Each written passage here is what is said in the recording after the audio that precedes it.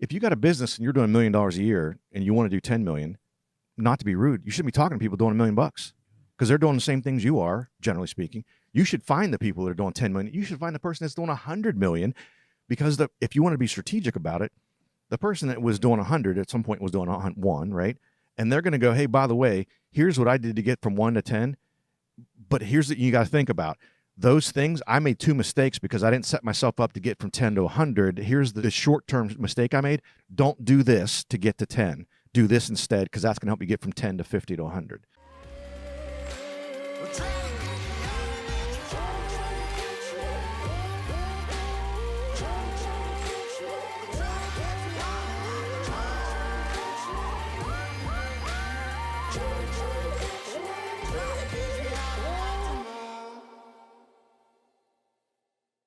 They make commercials after guys like you, man.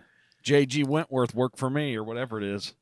Dude, how that happened was completely happenstance. Like they say, you can't give yourself a nickname.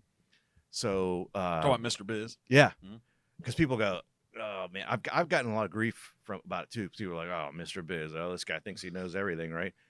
But it was when I first started doing, well, not first started doing, but I was doing the radio show a while back, and we were doing it in a radio station studio, because at first it started out that way. And I had a guest that I was walking out of the radio station. We're walking down the hallway, and he asked me like, oh man, I'm having trouble hiring people, blah, blah, blah. You know, I said, well, so I said, well, you might want to try this. Get a little further down. He said, asked me like some business related question. I answered that. We get to the end of the hallway, and we're standing there talking, and he said, man, we're just not getting any ROI on our marketing spend. I said, what are you spending money on? You know? And so I said, well, you might want to try this. And the guy goes, man, I feel like I'm like Mr. freaking Business here, like Mr. Business.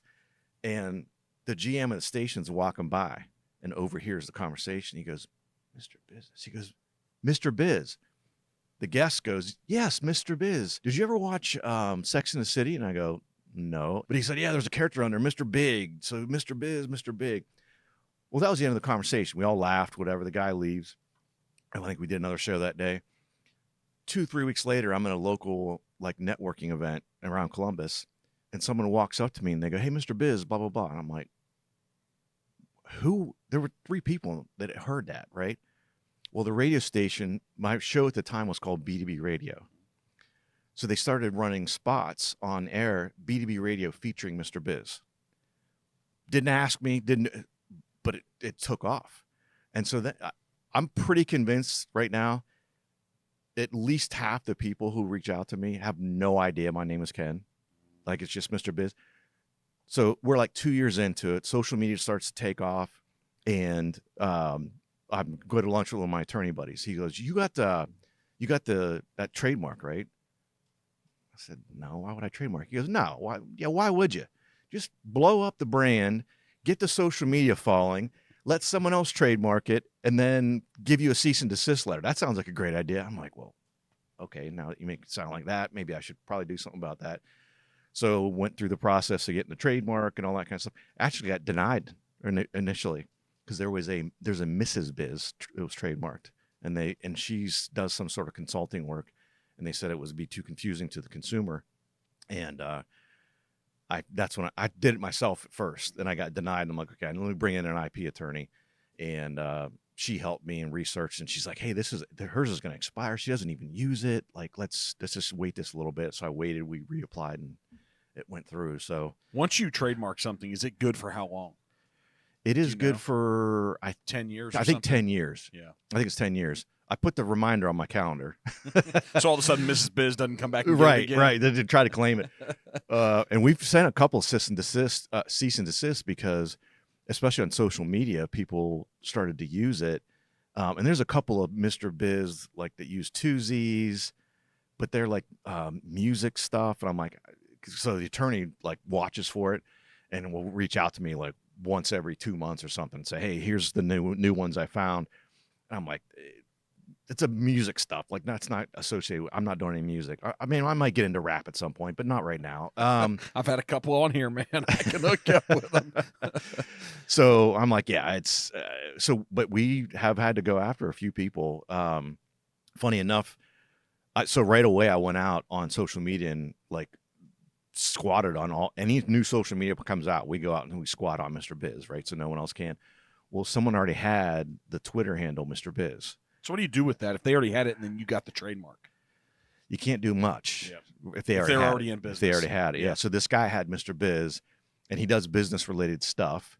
I actually reached out to the guy, and I said, "Hey, do you even?" He wasn't really using his Twitter or whatever, and he goes, "No, I don't want to give that up or whatever." I go, "Well, I have the trademark," and he's a pretty savvy guy, so he's like, "I don't care."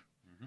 He's like, I thought maybe he would be like, "Oh, okay, my bad." Then go talk to somebody else. Right, I got no time for you. So I have Mr. Biz tweets is what we settled on. But so what does Mr. Biz tweet about?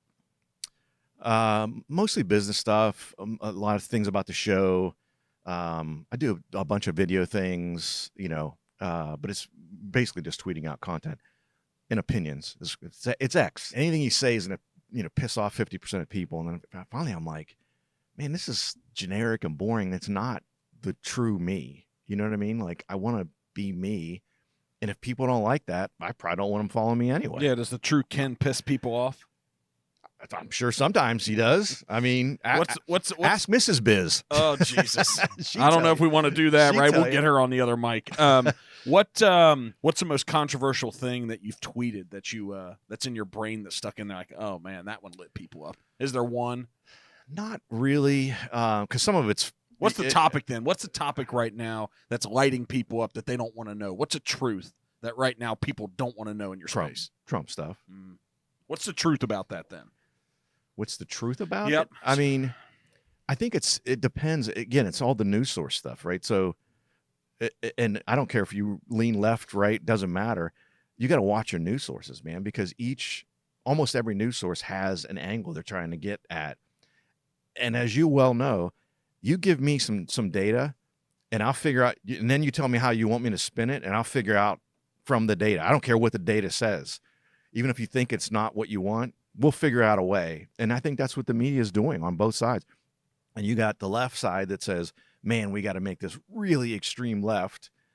And then you got the Fox Newses of the world that go, well, they're way left, so we got to go way right. Like, can we just get someone who just give me the news and let me determine for myself how I interpret it, I think everyone's a big statement. But I think the majority of people, what's happening is if they're not in business, that's what we're talking about today. Yeah. But if they're not in business, they don't really comprehend that these news stations are just in business.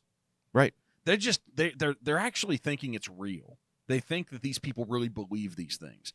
I was listening to Bill Maher, his podcast. I forget the name of it now. But he was talking to, who's the guy that Trump just nominated, but then he resigned from Congress the next day to be Attorney General. The congressman from Florida, Matt Gaetz. Okay, yeah. Seriously. So he resigned. And I was like, man, this guy seems controversial. So Bill Maher had him on, and they had a conversation. And this is the reality that everyone just needs to just really get to about politics here, is that he talked about that he's friends with Ilhan Omar, the massive left wing. He said he goes to dinner with her and her husband. He and his wife. He's a conservative guy. Right. And very conservative. And there's people out here that are just they just spew vitriol in his direction or hers. And he said, listen, I disagree with her politics, but I really like her. And what I really like is she really believes what she talks about. And I'm like, man, these people do not understand. This news stuff is all a business, man. Well, and here's the thing, too, is I think that people, in general, things have become so divisive. Mm-hmm. So one of the reasons I'm on X is to follow people that don't believe some of the things that I believe, don't think the way I do, because I want to see what the other side of the coin is thinking and why they're thinking that way. I don't want to get on there and have a pissing match and calling people names and this and that. It is rare to have actual intelligent, logical, non-name calling conversation on X. You find it sometimes, but because I will legit when I'll ask someone, like I said, I follow people that I'm mostly moderate, but I definitely lean right, especially physically, and some of the social policies I'm lean more left on, but I follow a lot of people that are pretty extreme left on purpose. And I'll go on and I'll say, hey, look, I'm not trying to trigger anybody. I'm not trying to make, I got a legit question here. And then I'll get Trigger. I'll get people that go, oh, you're an idiot. Oh, you're Mr. Biz. And, I thought you knew more about business and, whatever. What does physically conservative mean? Because what you just articulated about being physically conservative, and then like you're like liberal or about a little bit, and then like, well, maybe not as much. But what does physically conservative mean? Because the moment you attach either liberal or conservative to anything, a lot of people shut it down. But speak to what that means, what you think that means for you and for the rest of the world. I believe in a budget. What's that, Ken? I believe in responsible spending. I believe in not just the government, right? Personally, everything, right? Yeah. But especially the government. There's so many things that I feel like, for the most part, Democratic way of thinking is just, hey, we've got this new program we have, and okay, well, let's fund it. How much is it? $100 million? Okay, great. Oh, okay, well, what are we cutting out? What $100 million are we going to get additional revenue, or what are we cutting $100 million out to be able to fit this in? Like where? Oh yeah, we're just going to take it from the rich. You just can't keep adding, and that's why we're 36, almost 37 trillion in debt right now. And there's no end to that, But the people that are wealthy should pay more. In some cases, I believe that, honestly. In some cases. I was being facetious, but speak to that. Yeah. And so, the popular rhetoric of, oh, well, Warren Buffett only pays, I forget what it was, I don't know, make it up, 15% in taxes, and his secretary pays, 28% or something. That's ridiculous. She makes $100,000 and he makes, whatever.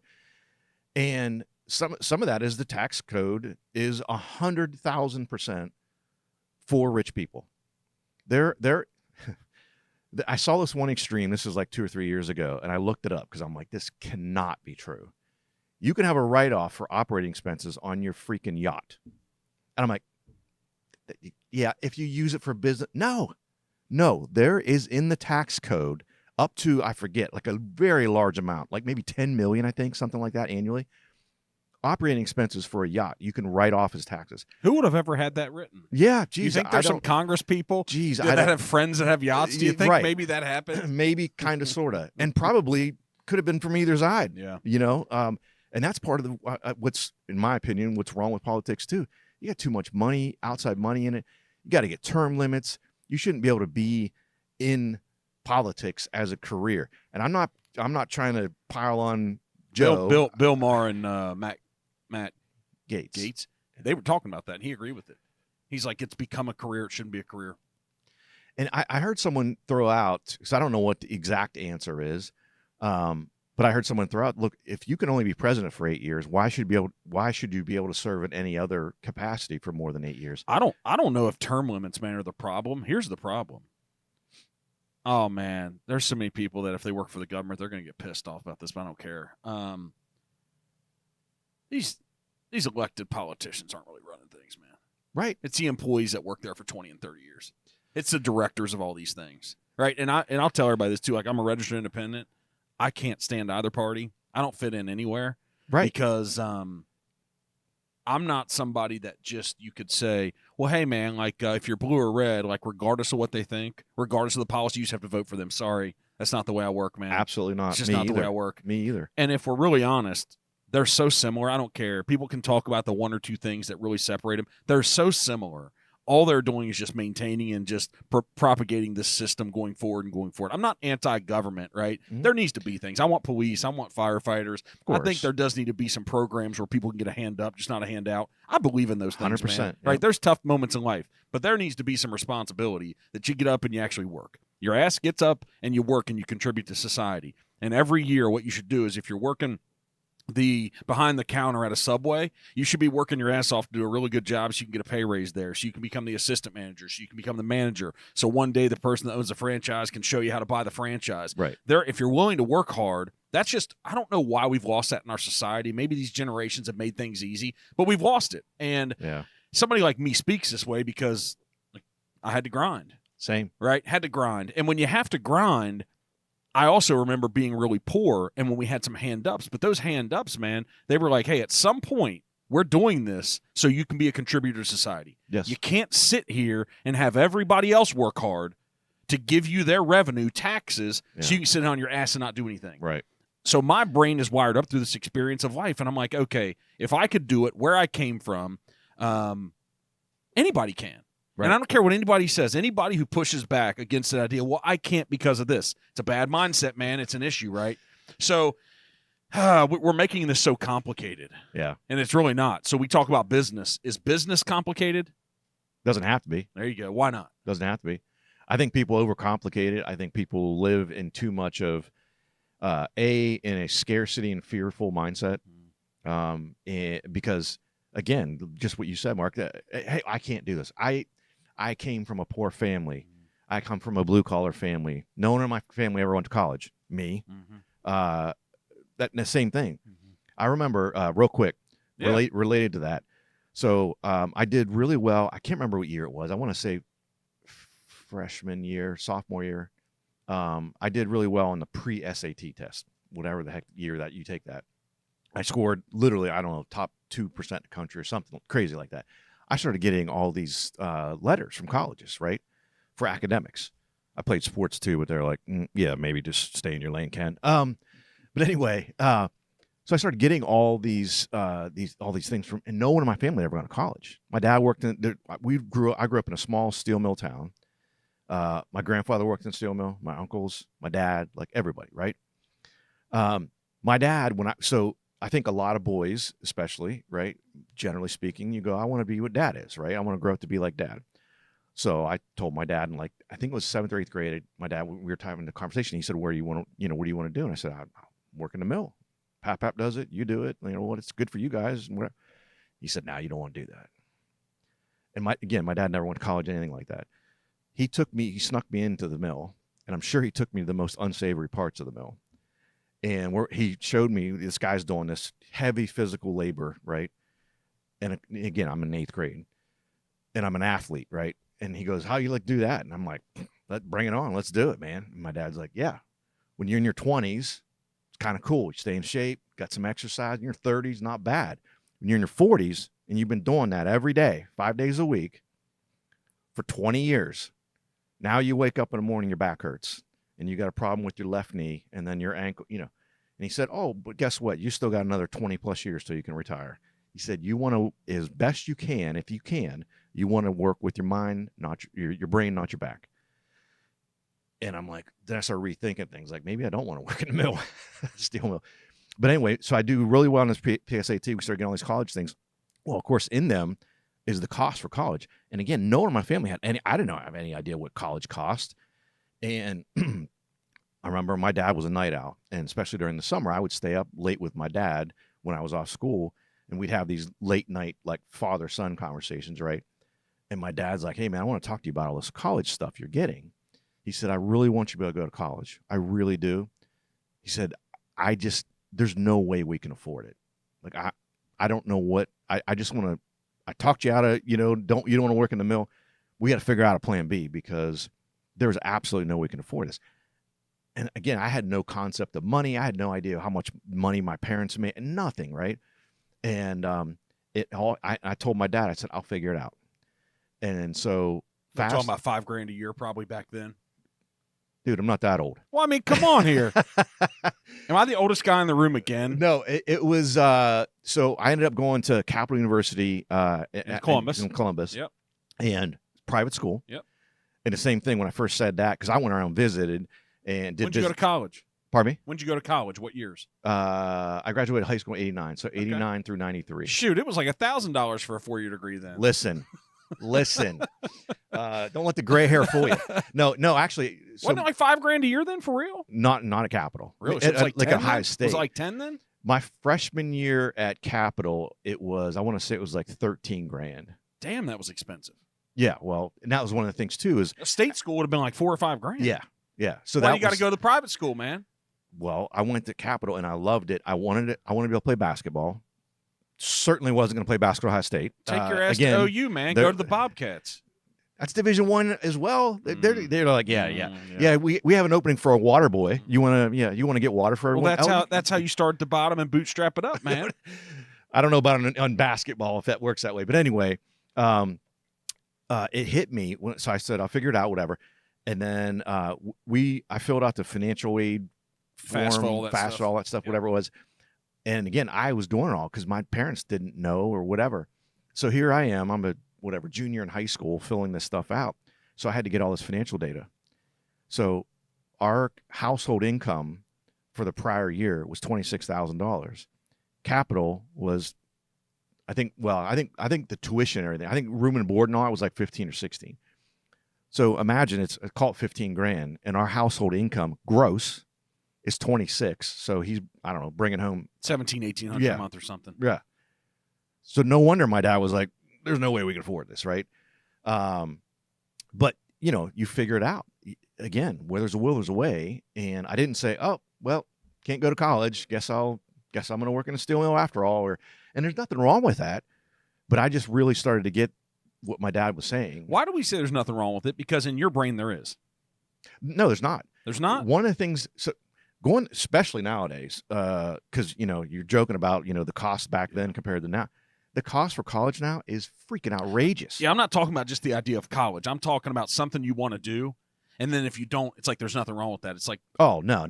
That you see what I'm saying? Yeah. No, I thought you meant like college versus working blue collar or whatever. A college degree can kiss everybody's ass. Yeah, because, again, my grandfather dropped out of school in 8th grade and lied about his age so he could get into the service.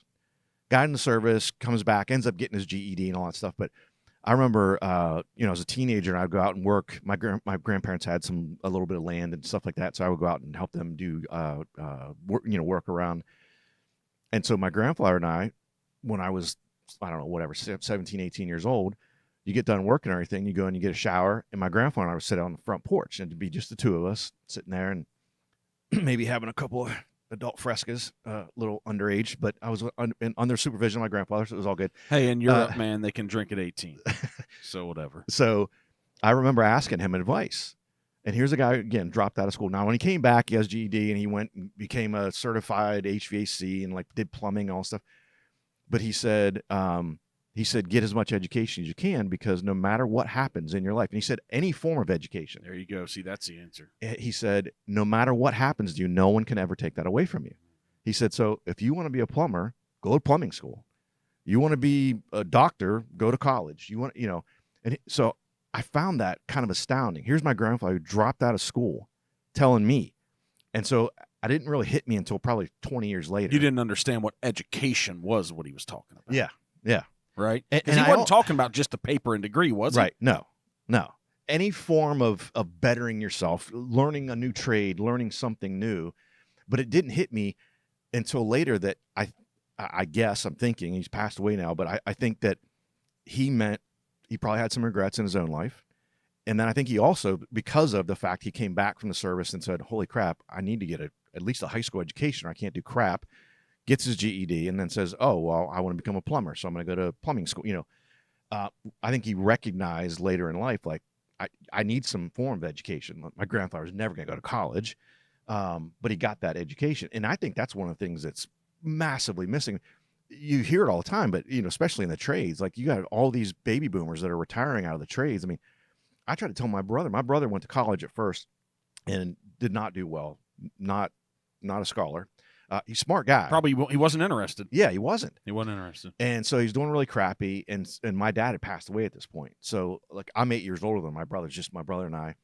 And so I'm talking to him. I'm digging into him. I'm like, what the hell are you doing? Like, you're wasting this money. You're pissing it away. You're screwing up an opportunity here. And he's like, dude, I don't like college like you. I go, you think I like it? I said, I didn't want to be in college. Not that I hated it. I love my time. But as far as the academic side and have to go to class and write papers and all this other crap, I wanted to do that as short a time as possible.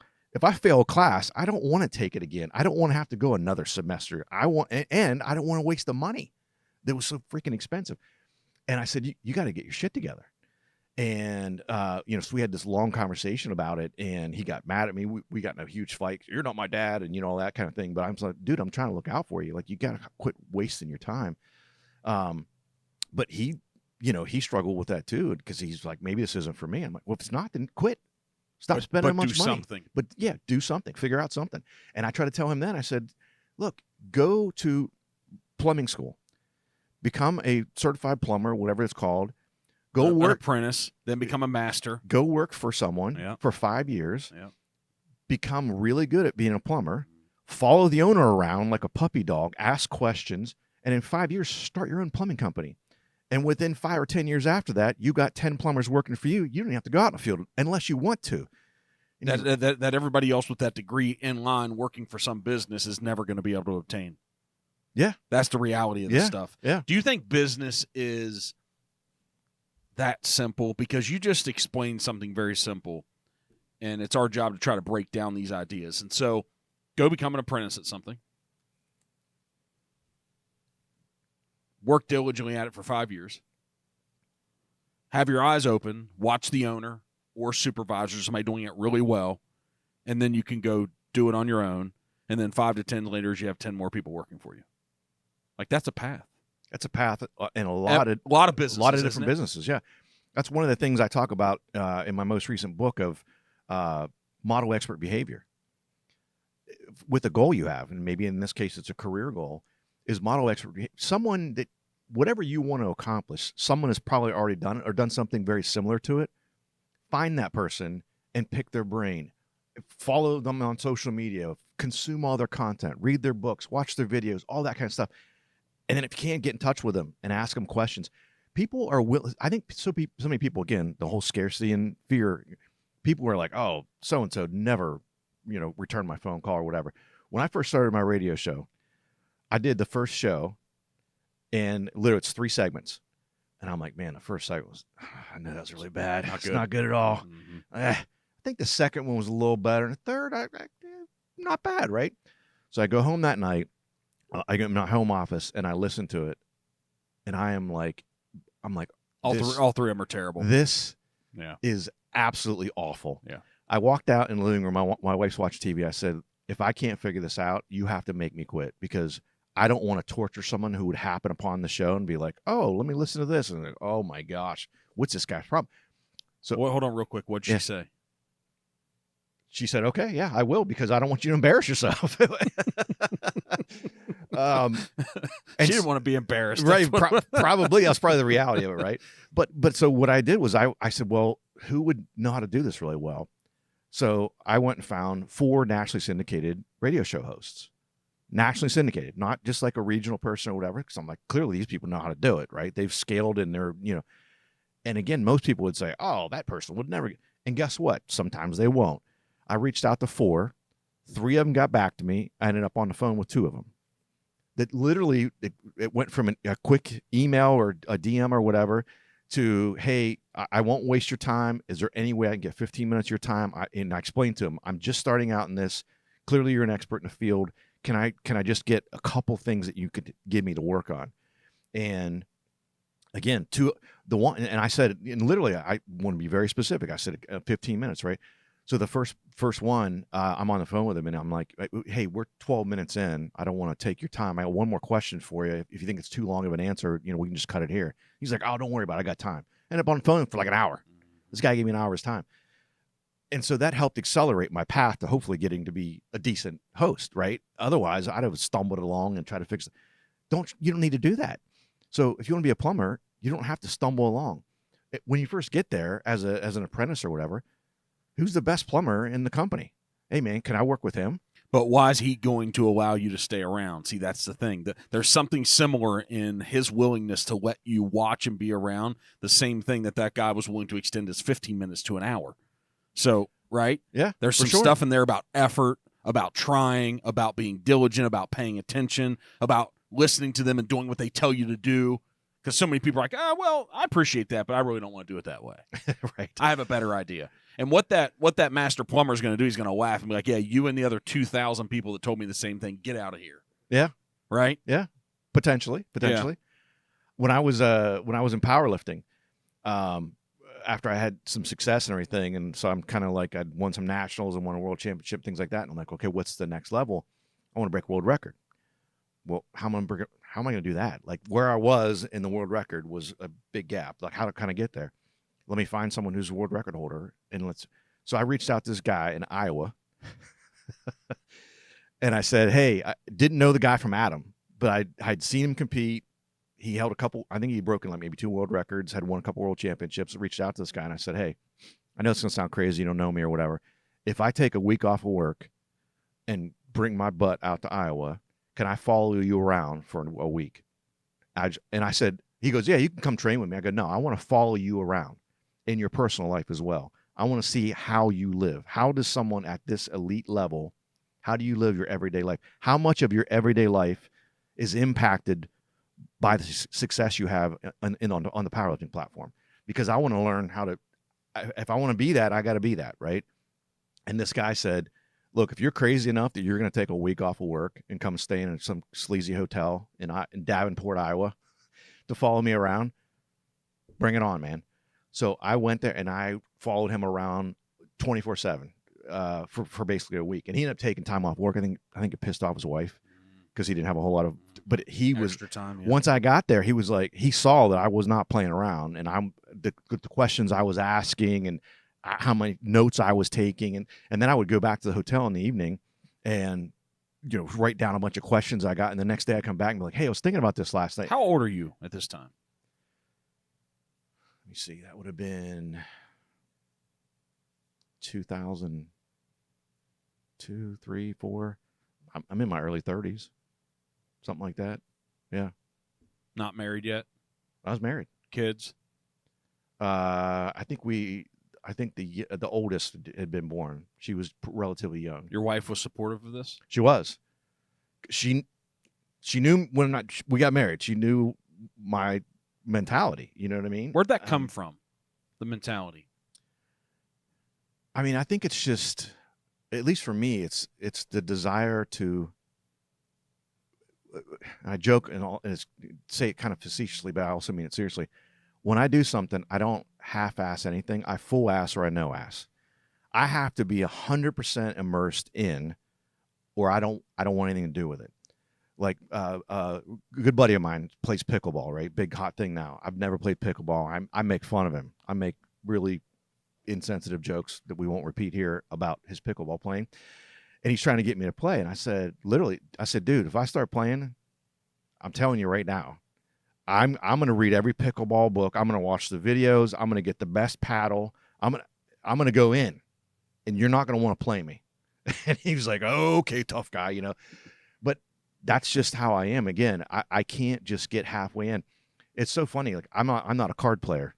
I'll play blackjack, stuff like regular card games, euchre and stuff like that. Because I don't know how to play them, and I want to either be in and become an expert, or I don't even want to play. Was that just because we're going to sit here and talk about business and our idealistic ways that we do things, and maybe that can transfer over to people if they want to change their life, if they want to improve their life, if they want to do business better. Mm-hmm. Was that just in your nature? Are you like this way at 8 years old? Is there anything that impacted you? Was it a string of experiences? Was there someone else that was this way in life?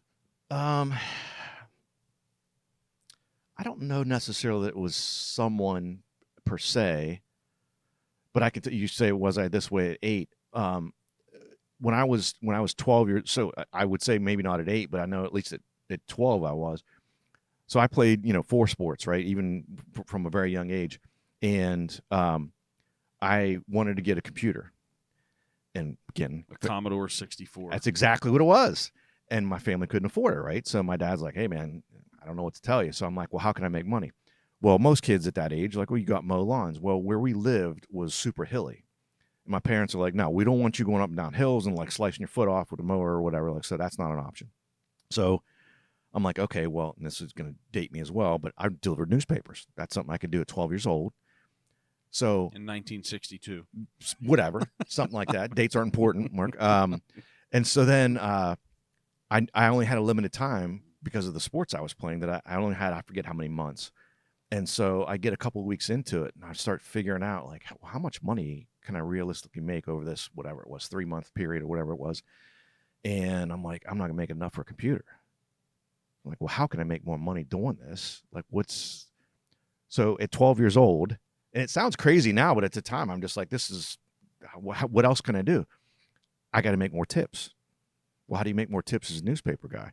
I just started. I have no freaking idea. Relationships and talking to people and And putting the newspaper in the better place and all that stuff. I don't know an expert newspaper deliverer. So I literally, at 12 years old, I started out with like 50 some houses I was delivering to. I wrote out a survey because I didn't have a computer, I didn't have a printer, or anything like that. So I hand wrote out 52 whatever surveys, basically saying what could I do to earn more tips? What would give you better service to where you would feel comfortable giving me a bigger tip? And created some questions, had a little fill in the blank, and then I got all that back. And a lot of it was simple things like that. I had one family that they said they were retired and weren't very mobile. And they said, yeah, if you can just, like, small town or whatever, they're like, when you come deliver the newspaper, just open the kitchen door and put the paper on the table instead of us having to walk out and get it out of the box. And that would help us tremendously. If you don't ask, the answer is always no. So if I wouldn't ask them, and they were too nice to say, hey, young whippersnapper, can you bring the paper in? But so I did that back then to be able to earn enough money in the short period of time I could deliver papers to get my computer. You know what I mean? And so I think I had that mentality at least at the age of 12. And, when I look back on that now, some people are like, you did that? You're 12 years old. And by the way, you hand wrote them all out, And I'm like, yeah, my handwriting wasn't great. So I had to do it really slow as well so they could actually read a stinking thing. And there wasn't necessarily a person in my life, I would say, that I can really think of. I mean, I admired, obviously my dad, my grandfather, and aunts and uncles. But I can't think of anyone else at that time that really sort of thought that way. So I'm not sure. I mean, I guess it's just See, that's how simple business is. What you just described is that 12-year-old paper route, that 12-year-old boy doing the paper route. You had a goal. The current behavior everybody taught you wasn't going to help you achieve the goal to buy the computer. Right. So you said, how can I do it different? And then you went out and figured it out really quick. That's really simple. I think business is that simple, man.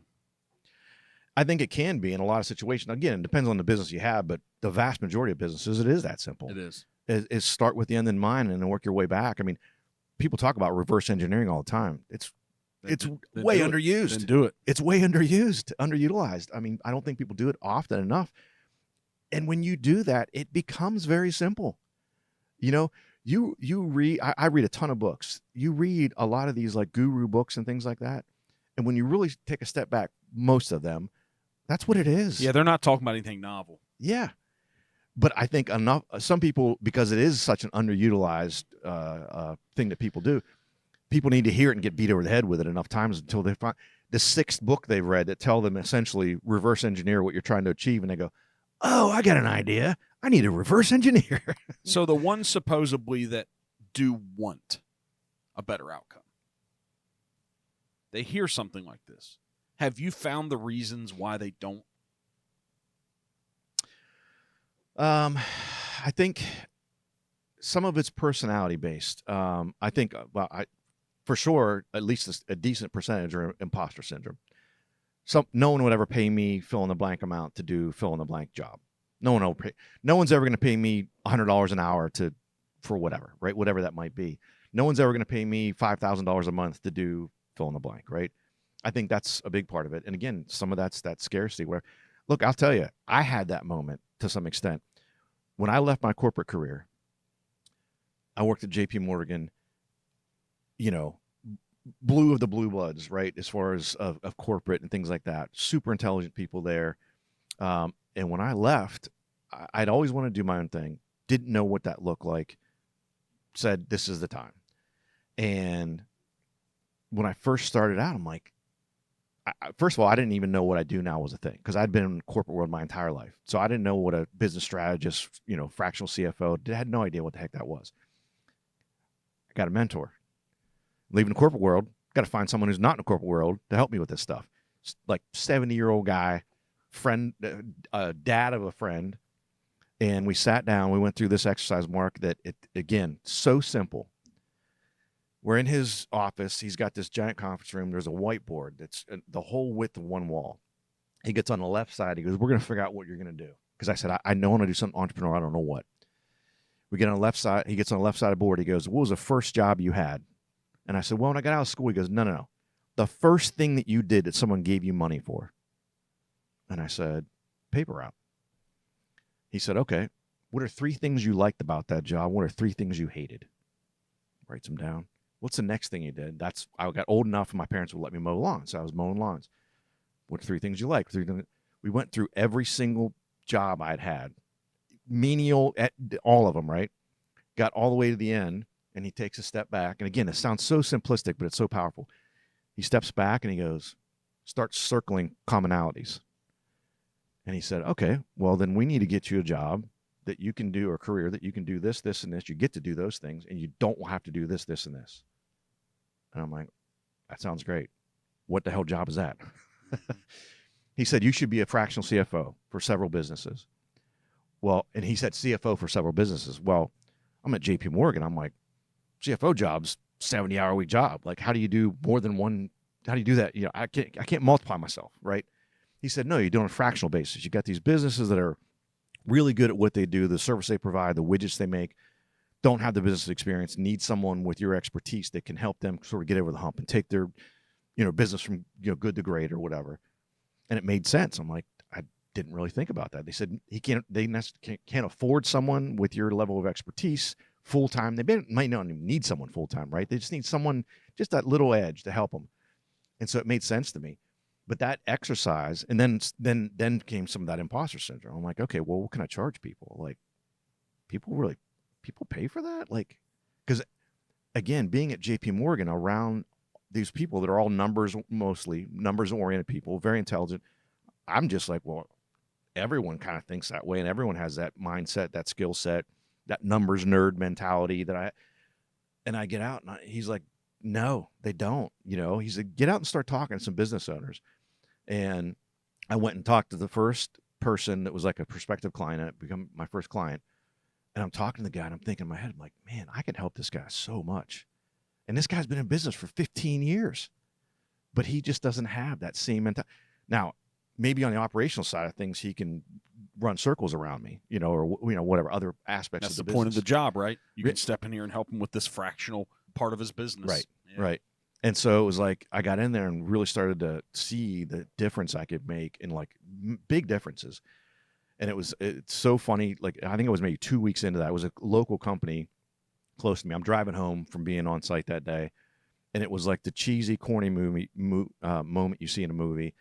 I'm like driving home, and like the clouds part, the sun's shining bright. You see the, little birds flying. It was like this whole epiphany, like, this is what I'm supposed to be doing right now. My spot on earth. This is exactly what I'm supposed to be doing right now is this. What are the similar things that those operators, they're operating and doing well? Could be a plumber, could be an IT guy, could be somebody in the financial world. But what do all those have in common that you get into their business? What are the commonalities they're just not doing well? Well, so I've developed I call them my 3 pillars of financial success for businesses, and it's a root of what I've seen when I first started working with these businesses, right? And those 3 pillars. So from my perspective, this is building the foundation of your business. So every client that I start with these 3. And some businesses have 2 out of 3 really good, and one's not great or whatever. But you got to get these 3 right. Otherwise, you start to scale your business, and it's going to collapse, right? And they are cash flow. You get no cash, no business, right? A lot of different things you can do there. Budgeting, the B word, the infamous B word. You got to have budget. It literally, if someone balks at having a budget, I'm like, I can't work with you. What's that mean? What's a budget mean? Just how much you're spending? Here's how much I'm spending. Here's every month, it's $10,000 is my budget, and it's line item in these things. This is my budget. Can't go over it. I'm constrained within this. Is what it costs to operate my business. Is that simple in the beginning? No, because I don't just focus on expense. I'm focused on the whole picture. Growth, marketing, yeah, everything. But it's like, hey, here's my allocation. A budget here's the budget that we have for our business, right? It could be for growth. It could be just to maintain whatever it is. But here's the budget. And here's the thing, Mark. I'm glad you brought that up, because so many people think of a budget in a constrictive way, like the way people think of a diet. When I say, Mark, you need to go on a diet, You go, I got to drink water and eat salads all the time. No, like when I was in powerlifting, and I was moving up a weight class. It's like, what's the goal? What are you trying to achieve here? I was eating like a pig. Yeah. Because I was trying to gain weight. You're eating right? thousands of calories. Yeah, a lot, many thousands, right? So that was my diet because I'm trying to gain weight. If your business is trying to grow, you're going to be spending money. You're going to spend a lot of money, right? Potentially. But Ken, where do I get the money? It's not coming in right now. I don't have access to it. My cash flow's low. How can I make a budget based upon money I don't have? Well, I promise we didn't practice this, but that leads to the third pillar. Minding your margins. And that deals a lot with pricing. And so a lot of times businesses are not. It's like the guy on the paper route. Yeah. Yeah. I need to make more. Yeah. And so, and when I say that to people, so I used to say pricing, and I changed it to mind your margins. First of all, there's a little alliteration there, a little catcher. And the other thing is when I would say pricing, people go, oh, so you're going to come in and make me raise my prices by 20%. Make more margin within dude, your that's current not business. what it is. That's not what it is at all. There's so many other intricacies that fit into that. And I tell people this all the time, and it's gotten me some flack. I say, if you have a business and your net margin, not the gross, everyone wants to quote gross. Net.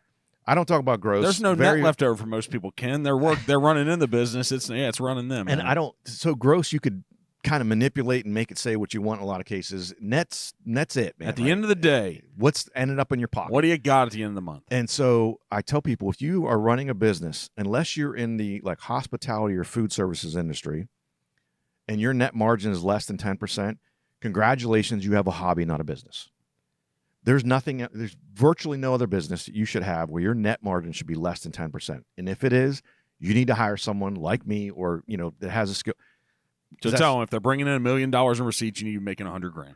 Yeah. If you're below that, something's wrong. Something's wrong. And again, food services, thing like that, whole other animal, margins super thin, super tight. Might be 5 to 6%. Yeah, it's going to be lower there.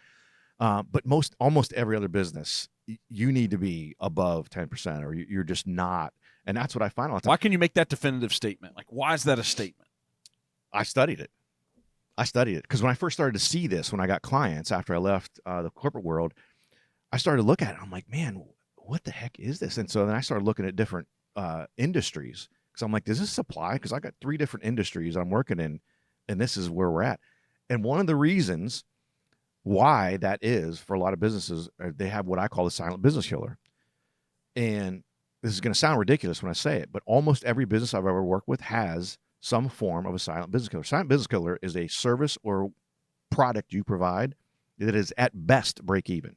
In many cases, you're losing money. I call it the silent business killer because, of course, no one would purposely do that.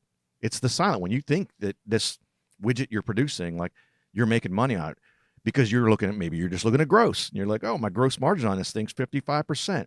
You're not taking into account everything else. And so in some cases, minding your margins means what is this product or service that we're literally losing 10% on? So I had this at the very first client I had. This is where it first reared its ugly head. And he had a contract. They did things for home builders and remodelers and built like sinks, showers, things like that. And he had a contract with the by far largest home builder in the area. Like they were number 1, number 2's like not even on the freaking radar, right? So he's got this contract. So you're like, oh, sweet, man. This is a cash cow, right? And it's cash flow. There's cash flow in, but there's too much out because I started looking at it because I'm seeing all these reworks we had from this particular home builder. And so I started digging into it. And I'm like, okay, what are we charging for this thing? What's our cost? What's the cost of a rework? What percentage of reworks are we having from one particular builder? And I started doing back of the envelope math. And then I'm like, I need to dig into this a little further. So I had to sit the owner down. I come in and I go, hey, we need to go meet with fill in the blank. I won't say their name. Almost anyone, I'm sure they're down here around Cincinnati as well. We would know the name. But I said, we need to either change our pricing with them or we need to fire them as a client. And he was like, again, this is my cash cow. What the hell are you talking about? Thought you knew what you're talking about, Ken. You're crazy. So I had to sit him down and explain. I go, literally, every sink we make for these guys, just tape a $100 bill to it, send it out. Because that's what we're doing. We're losing every product almost that we make for these guys. We're losing money on. He goes, well, how do I fix that? I don't want to just fire these guys. I said, no, I'm not suggesting that at all. I said, how about you and I, let's go meet with like their COO. Let's figure out something and say, because here's the thing. It's not necessarily like we were only doing essentially one kind of product line for them.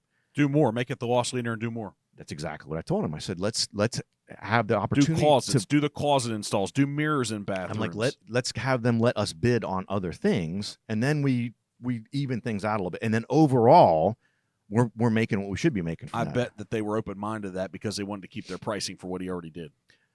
Unfortunately, you're incorrect. So I met with him, and part of this, and you've seen this, I'm sure, Mark, and I'm sure a lot of your listeners, viewers, Good Old Boy Network was in full effect.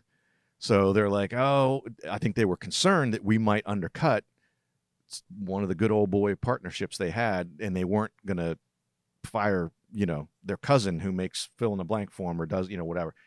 So literally they said, we went and I presented some things. I said, look, we just want an opportunity to bid on it. We're not saying you have to give us the business. We want an opportunity to bid. If we're not where you want us to be and whatever. And he said, nah, we really just need you guys for this particular thing. And I said, okay, well, the answer then is an effective, on the first of next month, our pricing is going to go up by, I think it was like 22%.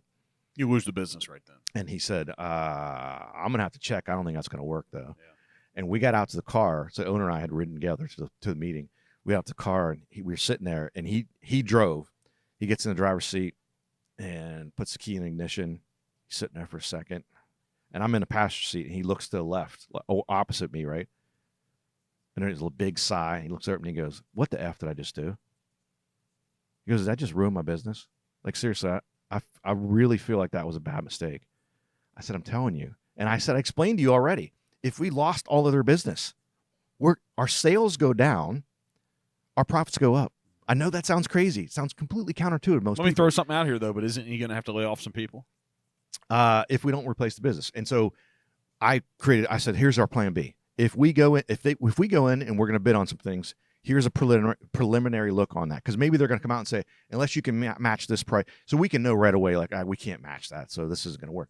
And then if they say, get the hell out of here, we don't want to do business with you ever again, here's plan B, what we're going to do. Now we have some freed up, some capacity that we can work. And here's how we're going to attack that.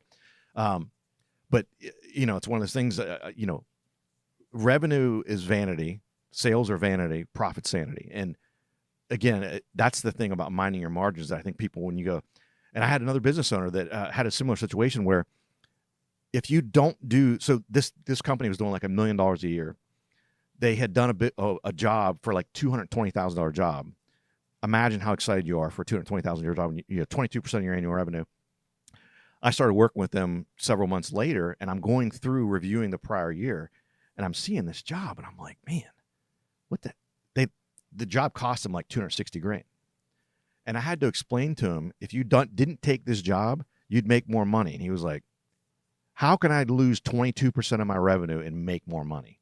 And so I had to walk him through. I'm like, that thing was a business killer. Like, silent. It wasn't so silent. I mean, it was silent because he didn't realize it. But so I developed a pricing model for those guys. They didn't have a pricing. Well, they had a pricing model, but it was like a back of the napkin. It wasn't based. It wasn't upon robust. Profit margin. It wasn't. Yeah. It wasn't robust. And so I said, literally, I create this model for him. I make it as simple as possible.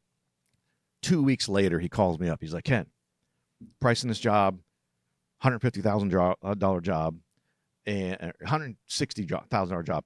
And again, think about they were doing a little more than $1 million, but still roughly 15%. He said, model says $160,000. If I send them that, I don't think we'll get the job. So what should I do? I go, send it. Because if you don't get the job, who cares? He goes, you don't want it. He goes, if I send 160, we're not going to get it. What should I send? I go, 160. He goes, I don't think you heard me. If I send 160, we're not going to get it. I go, I don't think you heard me. You don't want it if you don't get it at 160. Right. I said, and this was a company that he was like, man, if we can get in on this one, we're going to get future jobs. I said, they're going to expect the same type of pricing. Absolutely. So you're going to take a loss on this first big job. The second one, you're going to be like, oh, I got it in on this one. You're going to send them real pricing, and they're going to go, man, this sucks. And you're not going to get any more work from them. So you're going to just take the L up front and lose the money for no reason. And he was so fantastic story. Thank God it turned out this way. He sends in the 160, doesn't get the job. Another company comes in, takes it, whatever. They called him back. Called him back. Yeah, because they 6 weeks later. The other people screwed it up. 100%. Yeah. And even better, so we knew that the contract, there was if you bailed on a contract, it was going to cost, I think it was a $10,000 or $15,000 out to get out, to just back out before you completed it. And we're like, we're not going to not complete a job. So, but I remembered that stipulation of the contract. They called back, and it was the end of their fiscal year was coming up. The other company literally just walked off the job because I think they got further into it and we're like, shit, we're going to lose money on this thing. So they had to pay 10 or 12 grand to get out. So you're like, hey, we can get more than 160 now, right? Thank you. Yeah. So he goes, well, what should we do? What should we do? And I'm like, well, what percent of job? I said, have you checked it out? And he's like, well, they got about 40% done. I go, you get 60% left. And so he's like, okay, so he goes, let me see if I'm following the math. 60% times 160, right? And I go, nope. I'm like, they had to pay a $15,000 out. I said, let's take 10 of that. And by the way, they need it done by this time. We're going to have to move resources around and delay other jobs to get this thing done. There's a premium for that. He was like, Ken, we're going to lose this job a second time in a row. I go, no, we're not. I said, send it in. He sends it in. They replied back like within 10 minutes, and they're like, can your guys be here tomorrow? So, but thank God it turned out that way, because now that owner, if I said, hey, you know how you can make your business better? Stand on your head, say the alphabet backwards, and then get up and do 15 jumping jacks every morning, he would do it and bark like a dog or whatever, because he was like, holy crap. So what's the moral of the story is you just got to tell the truth. You just got to tell the truth, because even if people don't want to accept the truth, they're going to end up finding it's the truth. 100%. Yeah, it is like I was telling you earlier. It's like, you know, some people, I started to worry, like some of the things I was sharing on social media, like some people might get ruffle their feathers and they might not want to unfollow me or whatever. I'm like, well, if I'm telling my truth, that's it, and people don't want to follow me, I don't want them to follow me anyway. Guess what they're going to do? If you're right, then they're going to go out in the world, and the world's going to prove that you're right, and they're going to come back to you. Yeah, probably that's what happens. Yeah. And even some of it's not even that I'm right or wrong. It's, you know, they don't like my opinion. They don't like, okay, that's fine. And you're never going to want to listen to me or take advice from me, or even like freestyle. I'm not talking about like paying me. I'm just talking about anything. So that's fine. I'm not your cup of tea. I'm not everyone's cup of tea, just like no one is, right? So that's fine. You got to be willing to do that, to say that or whatever. But it's so funny that now, so that same business owner, he brings his brother into it. His brother starts doing sales, has the same type of thing. He goes, he sends an email to me and the owner, and he's like, hey, pricing model says this. He's like, I don't think we'll get it at that. And literally the owner replies back before I have a chance. And he was like, send it, dumbass. Like, we don't want it if we can't get it at that. Opinions and facts. That's what's so funny about this world that we're in. See, the truth is around. See, I'm not talking about, you were being a little bit humble there when you said, well, if it's my truth and they don't like it. I'm not even playing games with what Mark's truth anymore. It's just like, what's the truth? And if that can't be established, what a truth is about a subject, it's all opinions then. And opinions don't matter. They don't. And that's statements that I make that somebody's like, well, they might not like that. Well, I don't care. Like, I don't care if, so since I'm dealing with facts, I'm trying to deal with facts in every situation that I can. Let me go out and find the truth, find the facts, find the real data. Mm-hmm. Let me share that with someone. And if they don't like it, I don't care, because it's not my opinion. So often out here in the world, people aren't being honest about what's an opinion and what's a fact. Mm-hmm. The only thing I meant by so I agree with you. The only thing I meant by that, though, is, for example, let's say that you and I look at a business and the business says, hey, we want to grow. You look at everything and you go, here's how you can grow. Spend 20% more on marketing and spend it in a billboard and digital marketing. Split it 50-50. And I look at it and I go, billboard's a silly idea for marketing. You're not going to get ROI on that. You should spend it on, I don't know, some digital marketing. You want my response as an owner? If I get those two things, you want my response? If there's Ken here saying this and this person, do you want my response? Show me why. Yeah, prove it. Right. That's it. That's facts. But that's what I meant by opinion. Like, your opinion might be different than mine. And you have... Based on what? But based on your experience, you might say a billboard for this particular company would be fantastic investment. That's what's so important about a resume. And resumes are all different. It's not just about where you went to school or what the classes were. Show me the people you represented. and just be honest with me. If this is day one and you've never done this before, then tell me. Yeah. It's an opinion based upon these things. This is what I've calculated. But what I want as a business owner is show me the facts. Yeah. Because if we say that we can reverse engineer something, just show me what another business did in my field, how they execute it, and I'll do it. Mm-hmm. Like, I don't care about opinions anymore because the success of the goal is what matters. Yeah, that's true. Right? Yeah. So often we don't want to deal with it. We have these egos tied around sales, around running a big business, about names on billboards. Well, if the name on the billboard is not going to give you the sales you want, who cares? Let somebody else get the billboard. Right. If your name on the back of the bus isn't going to get what you want, let somebody else. You're insulted because you're driving down the street and you see your competitor's name on the back of the bus? If you've established that's not good ROI, let them spend their damn money. Right. Who cares? You want them to do that. Absolutely. Yeah. Right along those lines, though, I had a business owner, oddly enough, I got to mention just what it is because it sounds so crazy. Chimney sweep business. It's good business. And you're like, so Wisconsin, Minnesota, in North Carolina, Charlotte, North Carolina. You're like, chimney sweep business, and he does really well. You just wouldn't think it. It seems a little bit counterintuitive. Not that they don't have chimneys there, but you would think realtors need super good cold chimney sweep guys.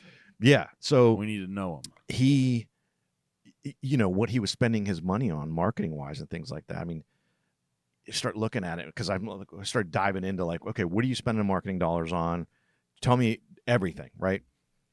One thing he was, and this is a while back, so this was like 6, 7, 8 years ago maybe, but he was spending money on Yellow Page ads. Spending like almost $6,000 a year on Yellow Page ads. I'm like, so what kind of ROI do we get on this? Like, I don't know. I don't know, Ken. I'm being a smart aleck because I freaking know the answer, right? Yeah. I'm like, who uses Yellow Pages? The people that still use Yellow Pages back 8 years ago are not in our demo to be our chimney sweep demo, right? And they're living in retirement homes. Anyway, be nice, Ken. Well, I'm just saying that this is an older generation, right? You're right. And so we're looking at it, and he was like, well, and he goes, well, I think it's about blah, blah, blah. I go, well, how do you know that? Why do you think that? Because the sales guy told me that, Ken. And I'm like, so how do you, he goes, well, how do I track that?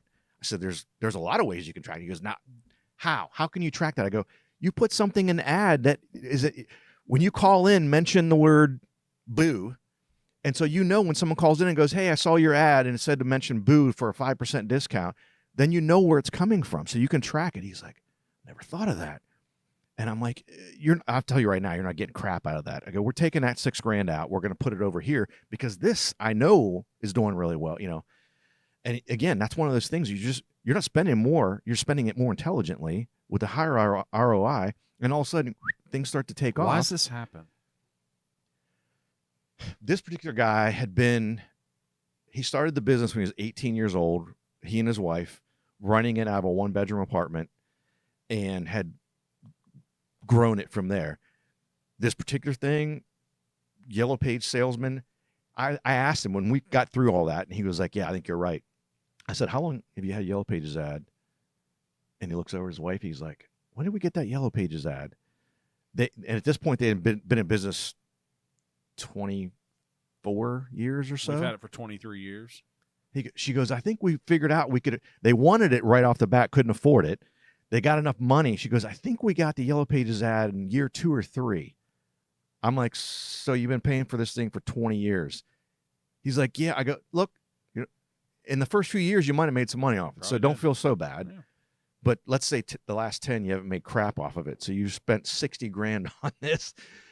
He's like, don't tell me that, Ken. Let's just move forward. That's the right way to do it, though, to learn. I mean, that's what we're trying to achieve. It's like, hey, listen, you can't have this regret and be pissed off about it. You can be mad for about like 3 minutes right. and learn. Yeah. Like that's the awesome sauce here is. Yeah. Man, because learning great lessons, man, it's priceless, man. Yeah. If you could let me write a $60,000 check to learn a lesson just in one day, that's going to unlock where I should place that money going forward. Oh, man, that's what I want. Yeah. Yeah, for sure. One of the most rewarding things, so, as a dad, and it's relative to what I do in my career as well, is when as your kids start to get older and then they start to repeat some of your dadisms, some of your little axioms or whatever that you most of the time probably don't even realize you're saying or whatever. I would say, I always tell my kids, like, you take care of things that are important to you, right? Pretty simple thing, right? And So the oldest is 3.5 years older than the second. Gets to be, the oldest is like 15, 16. The 12-year-old or whatever, I forget what she did. She couldn't find her something. I forget what it was. I don't know where my charger is or something like that. Without me saying it from the back seat, take care of things that are important to you. She was like, what are you talking about? She's like, if you can't charge your phone's going to run out of battery and you can't use your phone. That means your charger is really important. You got to take. And on the flip side with businesses, when I have business owners that are like starting to quote some of these things that I tell them, like revenues, sales are vanity, revenue and earnings are sanity. And when I hear them, they're like, I bring it up because I just had a meeting with a guy end of last week, and his brother was telling him, he was like, oh, we can do this, we can do that. And he's like, revenue's vanity, profits are sanity. He's like, he's like, you son of a bitch. I'm like, yes. You love that he told you the story. Hey, thanks for tuning in. If you like these types of conversations, be sure to follow The Necessary Entrepreneur on your favorite platform so you never miss out on future content. Where's your passion come from this? So you worked in corporate America, right? You had a business coach. You developed a business. You have clients. You have meetings all over the place now. Where's the passion come from this? This probably isn't going to be the greatest answer, but it's the honest answer. I think in life, if you think back, Mark, and anyone who's listening or watching now, we generally like to do things we're good at. I don't say that to be arrogant or whatever, but if you're really good at basketball, Mark, and I suck at basketball, and you're like, hey, man, let's go play one-on-one. I'm like, I'm not really feeling it. I don't want to play because I'm going to lose, and I'm going to suck at it and whatever. I'm not good at it. If I'm good at basketball and you ask me to play, I'm like, let's lace them up. Let's do it. For whatever reason, I have a knack for this. And again, I'm not saying this to be arrogant. It's just, and so often, like I'll look at a balance sheet and I'll be like, I bet you're having a problem with X, Y, and Z. And I'll be like, what? Like, you don't even know my business. How do you know that by looking at a stupid balance sheet? Because most business owners go, balance sheet, that's like accounting mumbo jumbo crap. Like, and so, and I'm not some genius or whatever. It's just, I think a lot of it was, I think I have a little bit of innate ability with it, but a lot of it is what I got in my corporate career. I mean, I'm working at JP Morgan with some of the brightest financial minds in the freaking world. And I didn't waste it. Same thing going back to this model expert behavior. Like when I got around someone that I knew was like super smart and whatever it was, they're a really good leader. Well, I want to be a better leader. So I'm going to start to emulate some of the things that this guy or girl is doing. This guy is so good with numbers. Like, holy crap, what can I learn from this person? There's always opportunities. And so I think I took advantage of a lot of those things during my corporate career. There's no way that I could do what I do now if I didn't work at JP Morgan for 20 years. I mean, there's no way. I mean, I would have never gotten the experience that I needed. A lot of the training, the mentoring and things like that. There's just no way. So a lot of it, I think, has to do with that. What'd you do there? Department. So my undergrad's in accounting. So I started off in accounting, figured out pretty quickly, way too far in the weeds for me. But I'm really glad I got an accounting degree. I had an internship. My junior year of college, I had an internship real quick. And this guy was super smart, bunch of degrees and all that stuff. And I asked him for advice. At the time, I had a business administration. I was majoring. And he's like, what do you want to do? I said, I'm not sure what I want to do. I want to do something business. He said, get rid of that major. That major sucks. I'm like, but I don't know what I want to do. So I thought business administration could give me a little bit of everything. He goes, that's the problem. You're going to get your degree. You're going to have a few accounting classes, not enough to work in accounting. You're going to have a few marketing classes, not enough to work in marketing. He goes, you're going to be a jack of all trades, master of none. He goes, you know what you're going to be doing? I think they might be out of business now. So this might not sound as bad, but he said, you know what you're going to do with a business administration degree? You're going to be a manager at Payless Shoes. That's what you're going to do. He's like, you want to do that? I'm like, no, I don't think so. He's like, you need to change it. I go, what? He goes, finance. He goes, major in accounting. I'm like, I don't want to do it. He said, if you want to do business, accounting is the basis for all of it. If you learn accounting, you can do finance. If you learn finance, you might not be able to do accounting. You don't know the nuts and bolts enough. The best absolute career advice I ever got, because I got out and it all came full circle, because like I said, I started working in accounting first couple of years. Like, man, this is way too far in the weeds for me. Moved from accounting into finance. Finance was so much easier. I knew how month-end close worked. I knew what accruals were. I knew when we needed to make an accrual. I knew how much we should, other guys in finance that have finance degree, they're like, what's an accrual? Like, accrue what? Why do you do an accrual? Like, how much you can do that? Like, is that allowed? Just, Yeah. If you accrual or cash basis, which one you working on here? and so that helped me a ton. And then ran some operations groups. I was an investment analyst on the fixed income side for a while. I was CFO for a bunch of different types of businesses. The last 8 or so years, I ran financial planning and analysis for the corporate group, which was super cool. So at the time, there were 5 lines of business at JP Morgan. Corporate was one of them. Corporate was, in my opinion, the coolest one because that's the Jamie Dimon world. That's all those people. Big dollars, man. Big dollars and huge exposure. Yeah. And exposure to the top. Yeah, if you're 20 people in the company. if there's a business and you're working in the department that's generating the highest revenue, that's where the most attention's going to be. Like the big hitters are going to be there, the intelligent people are going to be there. Yeah, right. That's where they're going to be. And being around someone like, a Jamie Dimon, being around someone like whether I don't agree with everything the guy's ever said, and I don't. Who do you? See, that's what we have to get over. Who do we? But no, I preface that all to say, yeah, how it is, Mark. I'm sure you had this experience as well.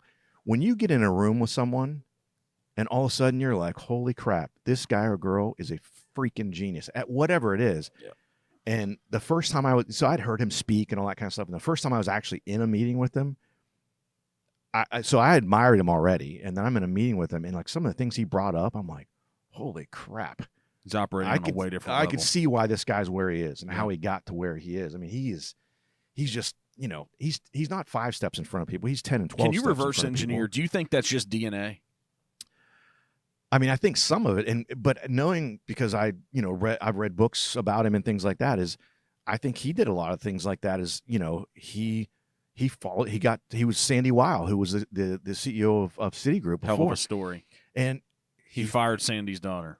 Yeah, it didn't go well after that. But I'm saying the outcome, when he got out, he followed Sandy Weil to learn the business. His dad was a stockbroker, so he was in the financial industry. He was around that. It's funny how you're influenced by the people you're around, right? Yeah, mm-hmm. and you begin to think of what's possible. So that's the other thing is that whole Jim Rohn, the 5 people you surround yourself. Yeah, Jim Rohn. Yeah. That, it's 100% true. 1,000% It just true. is.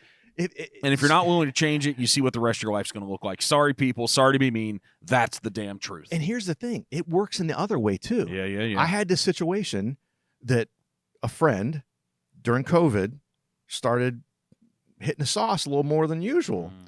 And I'm like, hey, man, I go, he's a business owner. I'm like, you think this is starting to affect your business a little bit? He's like, ah.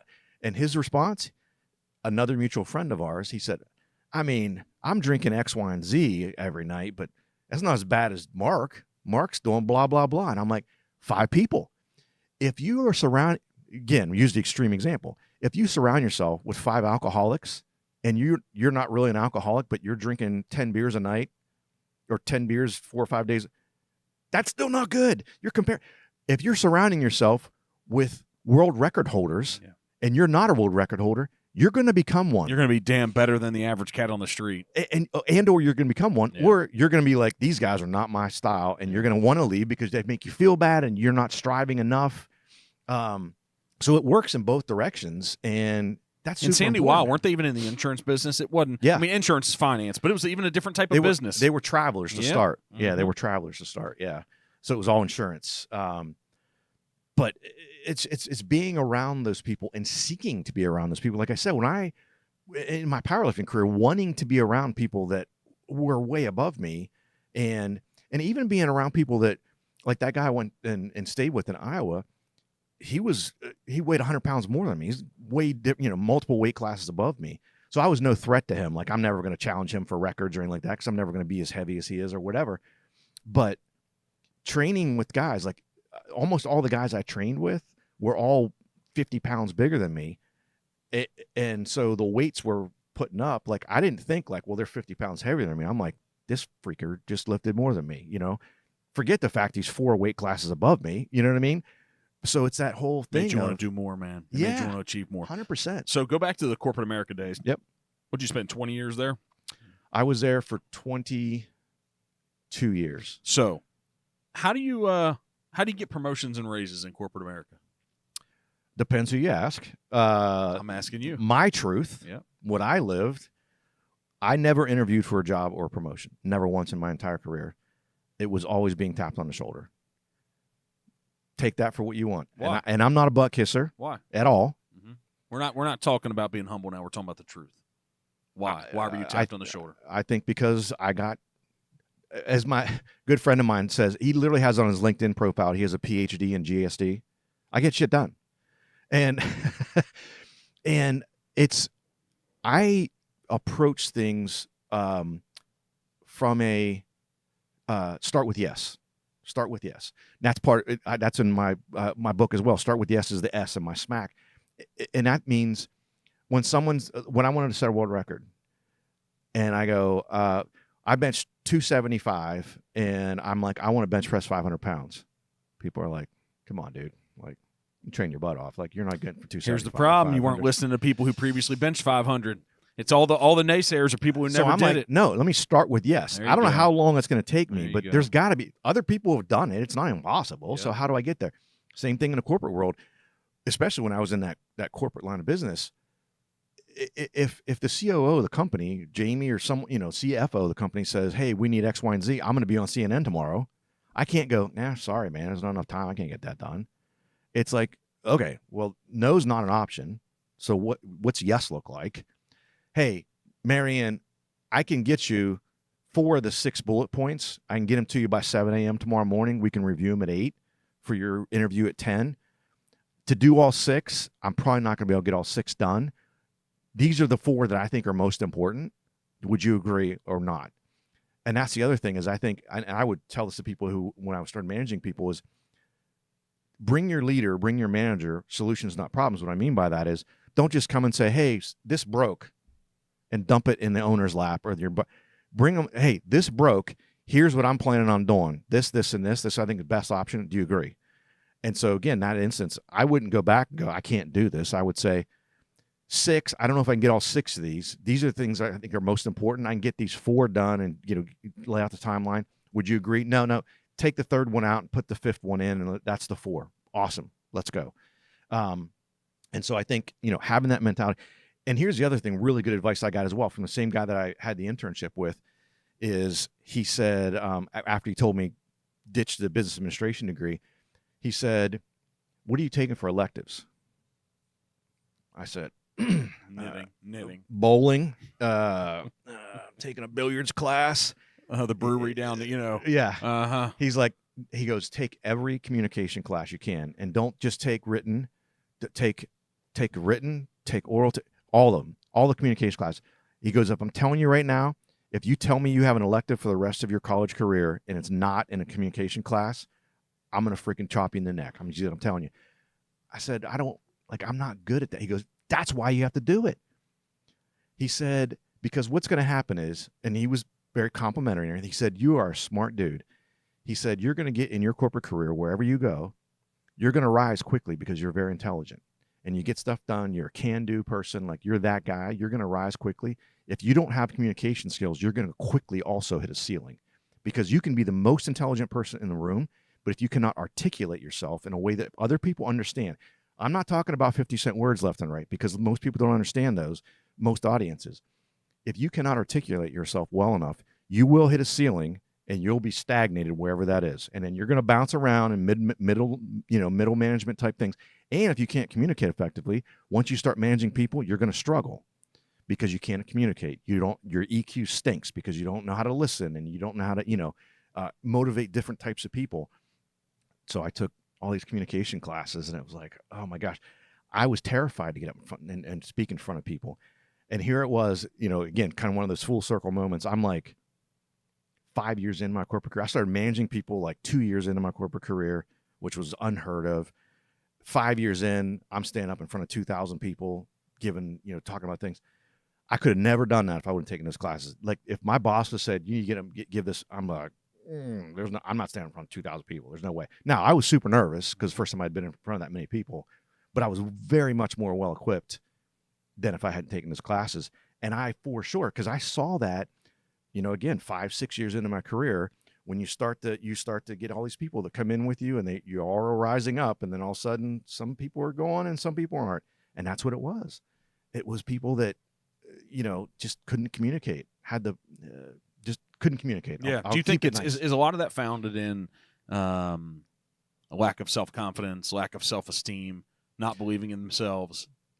For sure. That was it for me, for sure. I mean, I didn't have the confidence in myself, especially standing up in front of people. And oddly enough, what gave it to me in my epiphany moment with that, I was taking a presentation class, and again, I was terrified. I gave my first presentation. This was back in the day of the VCRs, and you had to watch yourself and critique yourself. That was part of your grade. I watched it. I'm like, oh my gosh, it's terrible. So I went into the professor. I'm like, I got to get better at this. Same thing, same. You're hearing the similar thing. Same thing you said to your wife when you walked out from the first 3 radio shows. Right. And she said, I said, I watched it. It was terrible, blah, blah, blah. I said, how can I get better? And she said, what's a topic that you could talk about in front of the class that you know better than anyone in the class? And I'm like, I play basketball. I'm like, how to shoot a free throw. She's like, that's your next speech. And I was like, what? Okay, that sounds crazy. But next time I go to class, I got to give the speech. I'm standing in the back waiting to be next. My palms aren't sweating. I'm not breathing heavy. I don't have mom spaghetti. You proved you can do it and you're not going to die? I think it's because I had the confidence, because I'm like, no matter, I think public speaking, especially, people are afraid they're going to get a gotcha moment. Like someone's going to ask you a question, and be like, oh, I don't know. And you're going to sound silly or whatever. You got to realize sometimes it's going to happen. It's okay. But I knew no one in that class is going to ask me a question about how to shoot a free throw that I couldn't answer. Like So what's the underlying principle there? Be prepared. Yeah, know your product, know the thing you're talking about. Got to be prepared. And so that's literally the light bulb. I start my speech, and again, I'm not nervous or anything. I'm like, and I wasn't concerned about it. I didn't have to prep as much because I knew that, I already knew it. And I'm like, and you could tell, like the professor's sitting in the back, and you could tell she saw when the light bulb went off. Like it was flickering, and then all of a sudden, because I'm sure my demeanor changed, and I probably was more demonstrative. I was probably using my hands more instead of like talking like this. And I think she saw it, and then afterwards she pulled me aside. She was like, "How was that?" I'm like, "That was amazing." She's like, "What'd you learn from it?" I said, "You got to know the topic." She said, "That's exactly it." So you've had a lot of adults impacting you at different stages in your career, and use this word mentor, but these weren't, other than the guy in Iowa that you want to follow around. Mm-hmm. These weren't intentional mentors. No, they were where you were. Yeah, and even like the Jamie Dimons of the world. I mean, I never sat down with him and had a one-on-one with the guy, but I made sure when I realized how talented that guy was that, man, I'm going to take in everything I can from him. Read the book, watch the interviews, all of them, all of it. Yeah. And like I said, different leaders that even colleagues of mine that were peers of mine that I'm like, man, so and so is really good at X, Y, and Z. I'm not that great at it. And so watching them, talking with them, like, hey, man, you handled this situation a certain way. Like, I didn't even think of that. That's a great idea, but I didn't even come up with that. What was your thought process to come up with? Again, being inquisitive and asking questions, I think, is super important. And always being wanting to learn and get better at those different things. Man, you're a significantly curious guy. Yeah. How to do that better. How to get that unlock. Hey, if I'm going to do this, I want to do it the best I can. So who's out here doing it? How do I go and seek to find, to understand? Yeah, absolutely. If you got a business and you're doing $1 million a year and you want to do 10 million, not to be rude, you shouldn't be talking to people doing $1 million because they're doing the same things you are, generally speaking. You should find the people that are doing 10 million. You should find the person that's doing 100 million, because if you want to be strategic about it, the person that was doing 100 at some point was doing 1, right? And they're going to go, hey, by the way, here's what I did to get from 1 to 10. But here's what you got to think about. Those things, I made 2 mistakes because I didn't set myself up to get from 10 to 100. Here's the short-term mistake I made. Don't do this to get to 10. Do this instead, because that's going to help you get from 10 to 50 to 100. Pretty simple. It is, but again, completely underutilized, in my opinion. A lot of your clients, did they have goals? Did they have goals when you came across them? I'd say 50% have kind of general goals. Are they important then? I asked the question, do they have them? Do you have to have goals? I think you do. I think if you, I just heard this. I was listening to a book on the way down, or way back up here from Lexington. Audible? Yeah, and it was the guy quoted. He said it was a Yogi Berra quote. It sounds like a Yogi Berra quote. He said, "If you don't know where you're going, you end up in the wrong place." Again, sounds silly, but if you think about it, you're like, "Wait, yeah, okay." And so, when I sit down with a client, the very first thing, like when I start working with them, I don't ask them like, what do you want to do this year in revenue, or how much money you want to make? I ask them, what do you want to do in 5 years? What do you want in 10 years? What's your exit from the business look like? They might be 30 years old and they're like, I'm going to be in this business for 20 years or whatever. Or they might look like, well, I want to sell it in 3 years. Completely different positioning we're going to have for the next 3 years then, right? I had one business owner that he had been in the business. Business was highly dependent on him. He wanted to retire within 5 years. Well, he controlled everything in the business. I said, and he was like, well, what do you think my business is worth? Like, if I take a multiple, I'm like, your business is worth crap. Because if I want to buy it and you're not going to work here and you're not, all of a sudden this business is a lot less valuable. And I don't want to replace you. I don't have the expertise to replace you. You've been in this industry for 30 years. So taking you out of this means this business is not really valuable. You have a client, your customer base, things like that. That's valuable. Maybe I'll just buy that. I don't want to buy the business. And so we're thinking about it. I'm like, we're going to wean you out of the business over 5 years. And we're going to start giving more power to people. And he was like, whoa. And I said, look, here's the thing. We start simple. You're going to come into work instead of 5 days a week. Next year, you're going to do 4. On your 1 day off, you are not allowed to check your email. You are not allowed to check into the office. You're not allowed to have any contact whatsoever. And you're going to figure out who's going to control what. And you need to pick 3 things that are deal breakers that they need to reach out to you for. Otherwise, they're not allowed to reach out to you either. And this was the chimney sweep guy. And I go, what's number 1? He goes, well, if one of my guys falls off a roof, gets hurt. Okay. Makes sense. Then they're going to call you for that. What's another one? So we got 3. Those are the only 3 reasons they're allowed to reach out to you. They make the decisions. I said, by the way, they're going to make bad decisions. They're going to make some bad. That's okay.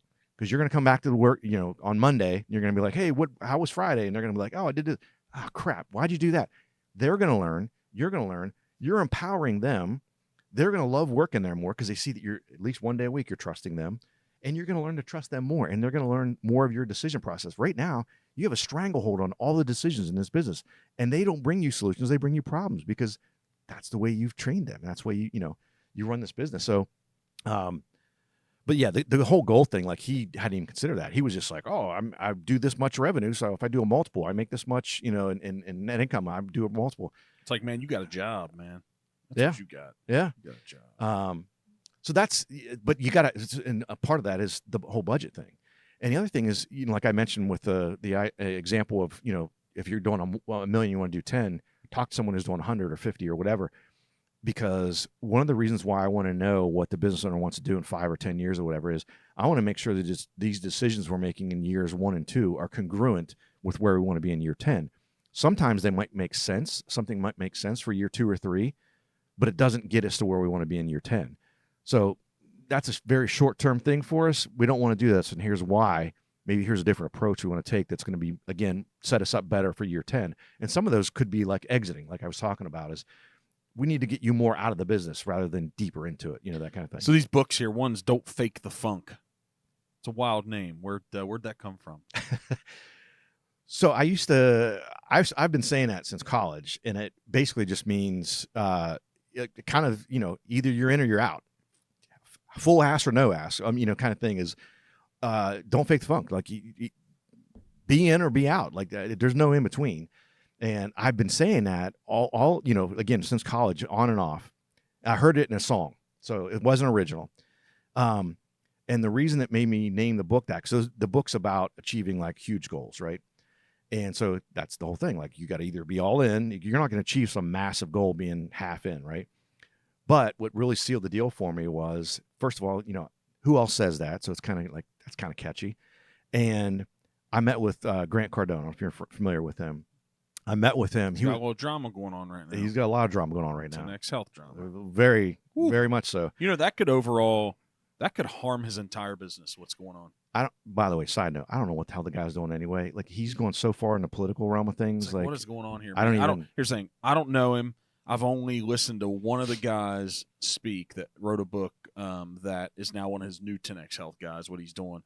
I just look at it from afar because I got massive respect for people that build big things. Sure. I just do.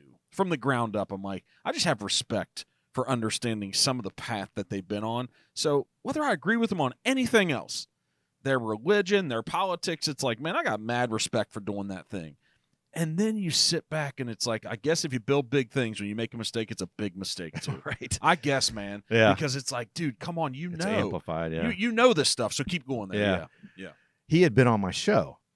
The intro to my show, it says something to the effect of, the big voice guy says something like, when you're ready to stop faking the funk and take your business to the next level, or something like that. Well, he's listening to the intro and he hears, when you're ready to stop faking the funk.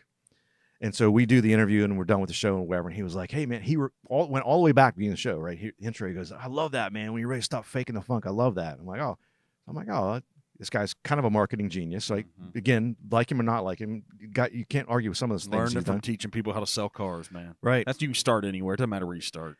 And so I think he had an accounting degree. Yes. Yeah. There you go. 6 months later, I'm down in Aventura. I'm meeting with Brandon Dawson, one of his business partners. And he's in the middle of that too. Yeah, he is. Yeah, Jesus. He and his wife too. Yeah, all three of them. So this was, I guess, about 5 years ago. And I'm talking with Brandon and everything, and Brandon's like, oh, hey, let's go see what Grant's doing. So we walk down the hallway or whatever, and Grant's on the phone, gets off the phone or whatever, and Brandon comes in. Again, I've never met Grant Cardone in person ever, right? He'd been on my show, and he was on Zoom, so he could see me, but that was it, right? 30-minute interview. A little bit afterwards, I walk in. Brandon goes, hey, man, I want to meet you. I want you to meet Ken. He goes, I think you were on his show before. You know, he has a Mr. Biz trademark or whatever, and he's like, man, you didn't tell me Mr. Biz was going to be here. He goes, you know what I know about this guy? This guy doesn't fake the funk. And I was like, wait a minute. That guy who has all this stuff going on, he remembered that silly little thing. It was like 8 months later. I'm like, wait a minute. That's catchy enough that a marketing guy, a guy good at marketing, would remember that. I'm like, I think we kind of need to run with that a little bit. 100%. Yeah. What'd you learn from being around those guys? Anything? You just got to think bigger. I mean, I'm not trying to sound cliched and like drinking his Kool-Aid, but the whole 10X thing, there's a lot of truth to that, man. Like, so many people think so much smaller. I met with a prospective client. This was a few years back, and they've been in business for 40 years, second generation. They're doing 15 to 20 million a year pretty consistently. I take a look at the business, they send me their financials and everything, and so I went back with them to give them for my recommendation. And I said, because they're like, man, we really want to work with you, whatever. I said, look, this should be a $50 million business. If you want a CFO who's going to keep you at 20 and 25, and I'm not your guy, because I'll drive you insane, because I'm pushing you to get to 50, because this business should be 50. I'm not talking about next year. I'm talking about longer term picture. That's what the business should be. You should be doing $50 million a year over, I think we said over 7 years. We should get from where we're at to 50 in 7 years. I said, if that sounds like, holy crap, this guy's insane, we shouldn't work together, because you'll drive me nuts because you're shooting for 20, and I'm going to drive you nuts because I'm shooting for 50. This isn't going to work. But yeah, I think a big part of that was just the whole abundance versus scarcity. Some of it was imposter syndrome. I think a lot of people, and again, I don't agree with everything he does. Like you said, who cares? But he's way over the top for me on sometimes. Like, oh my gosh, But I think one of the things that I think is a little bit misunderstood about him by a lot of people is, oh my God, the guy's a show off. And he's on his jet and he's on this. And I heard him talk one time, and some people said, oh, he's just saying that. And he said, look, I'm not doing this show off. I'm showing you, I'm a hillbilly from Louisiana. And look, and this is what I've been able to achieve. Certainly, he was a drug addict. You he can was a do drunk. this. He went through recovery, the whole 9 yards. Yeah. And he was like, if I can do this, you can do it too. He's like, I'm trying to be an inspirational to people. And so I think there's a lot to that, and I used to follow him a lot closer than I do now. Like I said, you were in the system. I was, yeah. I've been to a couple business summits. Wrote I've been some to of those checks. The Growth Con stuff. I'm actually going to Growth Con this year. It's the last one. It's the last one. So I'm thinking it's in Vegas. He's going to pull out all the stops. So I don't want to miss it. I'll have FOMO too bad if I don't go. Plus, because I was sort of in that ecosystem, I got so many buddies and colleagues and stuff like that from around the country. They're going to be there, so it's a good opportunity to connect and reconnect with those guys as well. But would you do it all over again? Because see, a lot of people from the outside, they can't see that He's running a business the same way the media people do, but it's no different than what Tony Robbins is running. It's no different what all these guys are running. They want you in the ecosystem. That's their sales. They want to sell you all these things. Now, that's true. They do look at us and they're like, that's a person. Let's get them to pay a few grand. Then maybe they'll bump up to 20 grand. Then maybe they'll go to 50. That is what they're trying to do. Mm-hmm. But the reality is, if you have the right mindset, the type of people that you are going to be around, it's going to level you up and you're going to have a network you didn't have before. So I'm not advocating for any one of their systems, but that's what happens if you get in it. And from the outside, the naysayers saying, what are you doing? They're ripping you off. They're taking your money. It's like, well, dude, you're going to stay where you're at. Right. That's all you're going to be. You're going to be sitting here bitching and crying and moaning that you don't have what these people have. And so, but what I tell those people very often, it's like, hey, since that's your mentality, you probably don't have the mindset to go there anyway. Right. So keep your damn money. Yeah. And some of it goes back to the being around the people. Yeah. Just being around the people the people that are at those events, not every single one of them, but a lot of those people. It's what Gary Vee does. It's what Patrick Bet-David does. It's what all these guys do. They're growth-minded people. 100%. So the first one I went to was when he did it in Miami Stadium, Marlins Stadium. And I had never been to anything like that before. I waited till I didn't even. I just started following the guy. Like I barely had seen any of his stuff, and it was like $97 for the weekend. I'm like, sure, I'll do it. What the hell? I blow $97 on anything. Yeah. And trip to Florida. It sounds good to me. I went down there and I was freaking blown away, absolutely blown away. And I doubled revenue in my company that year. Was it just all mindset then? Because literally, so I go down there and there were other people that I knew from other groups and stuff like that around the country that were going to it. So we made all these plans. First night we're going to go out dinner, and second night we're going to do this. So the first night, it's like 3 p.m. The program's still going on or whatever, and we have our group text, and I text them. I'm like, hey guys, I'm not going to make it tonight. And they're like, oh, you're not feeling good? I'm like, I got, I don't know, 15 pages of notes that I've taken so far. I got to digest. I got to go back to my hotel room. I'm going to have a few adult frescas, and I'm going to digest this because I don't want to lose what I got going on right now. Like I am so freaking motivated and I got so many ideas. Like I could take this and do that, and I could do this, and I could talk to so-and-so about that. And so I literally go back to my hotel. I didn't even have a rental car or anything like that. And I went down to the restaurant bar or whatever in the hotel. I said, can I sit way back in the corner by myself? They put me back there. I got a few beers, had dinner, and I just sat back there. And I was up till like 2:30 in the morning. I got back to the hotel at like 6. I went from like 6 p.m. to like 2:30 in the morning. Called my wife, kids in between.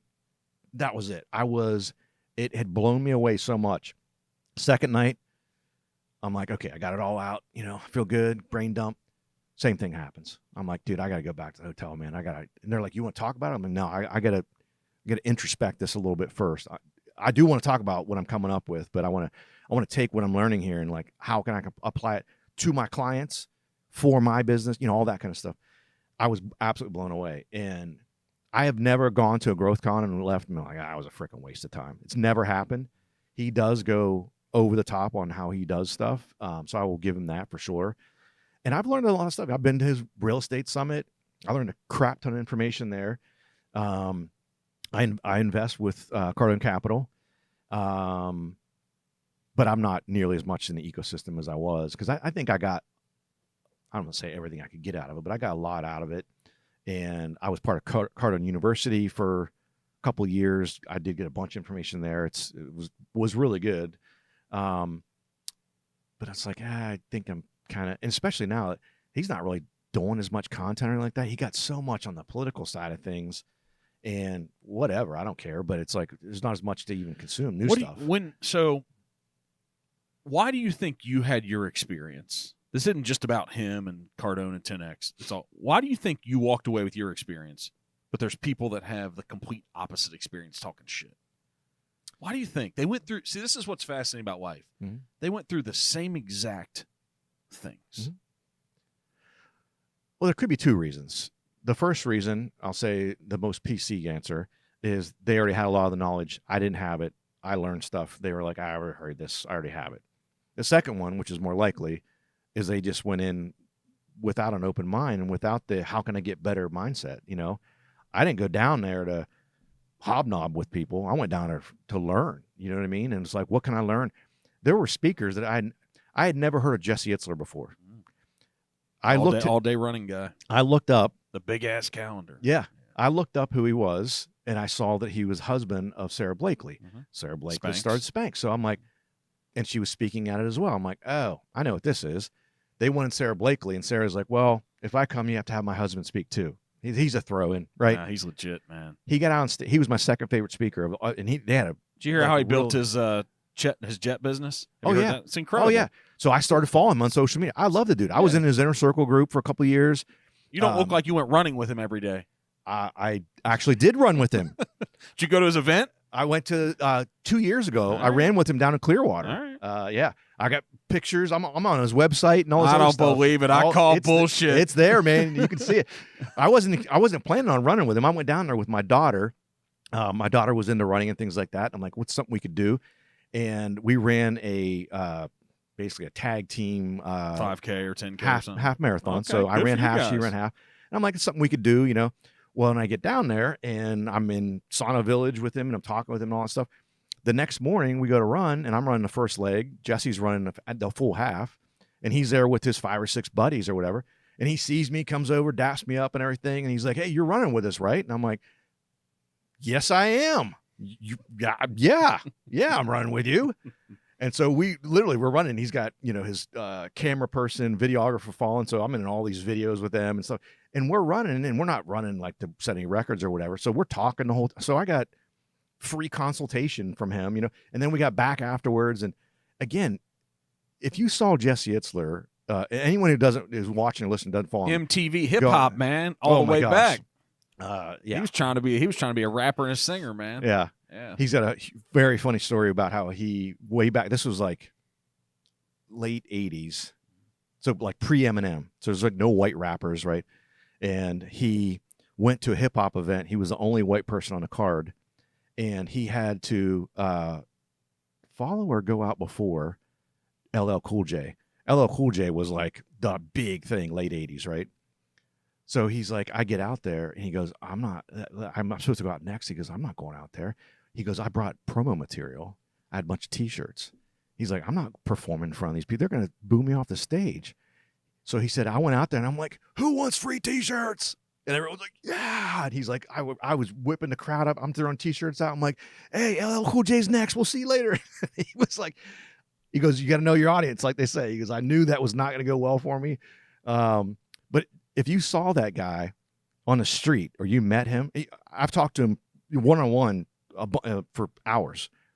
You would absolutely never know. You're like, where's his skateboard and where's his surfboard and what tent is he sleeping Absolutely. in? Yeah. It's absolutely mind-blowing. But, even some of his things he talks about, how he grew his business thing, so simplistic.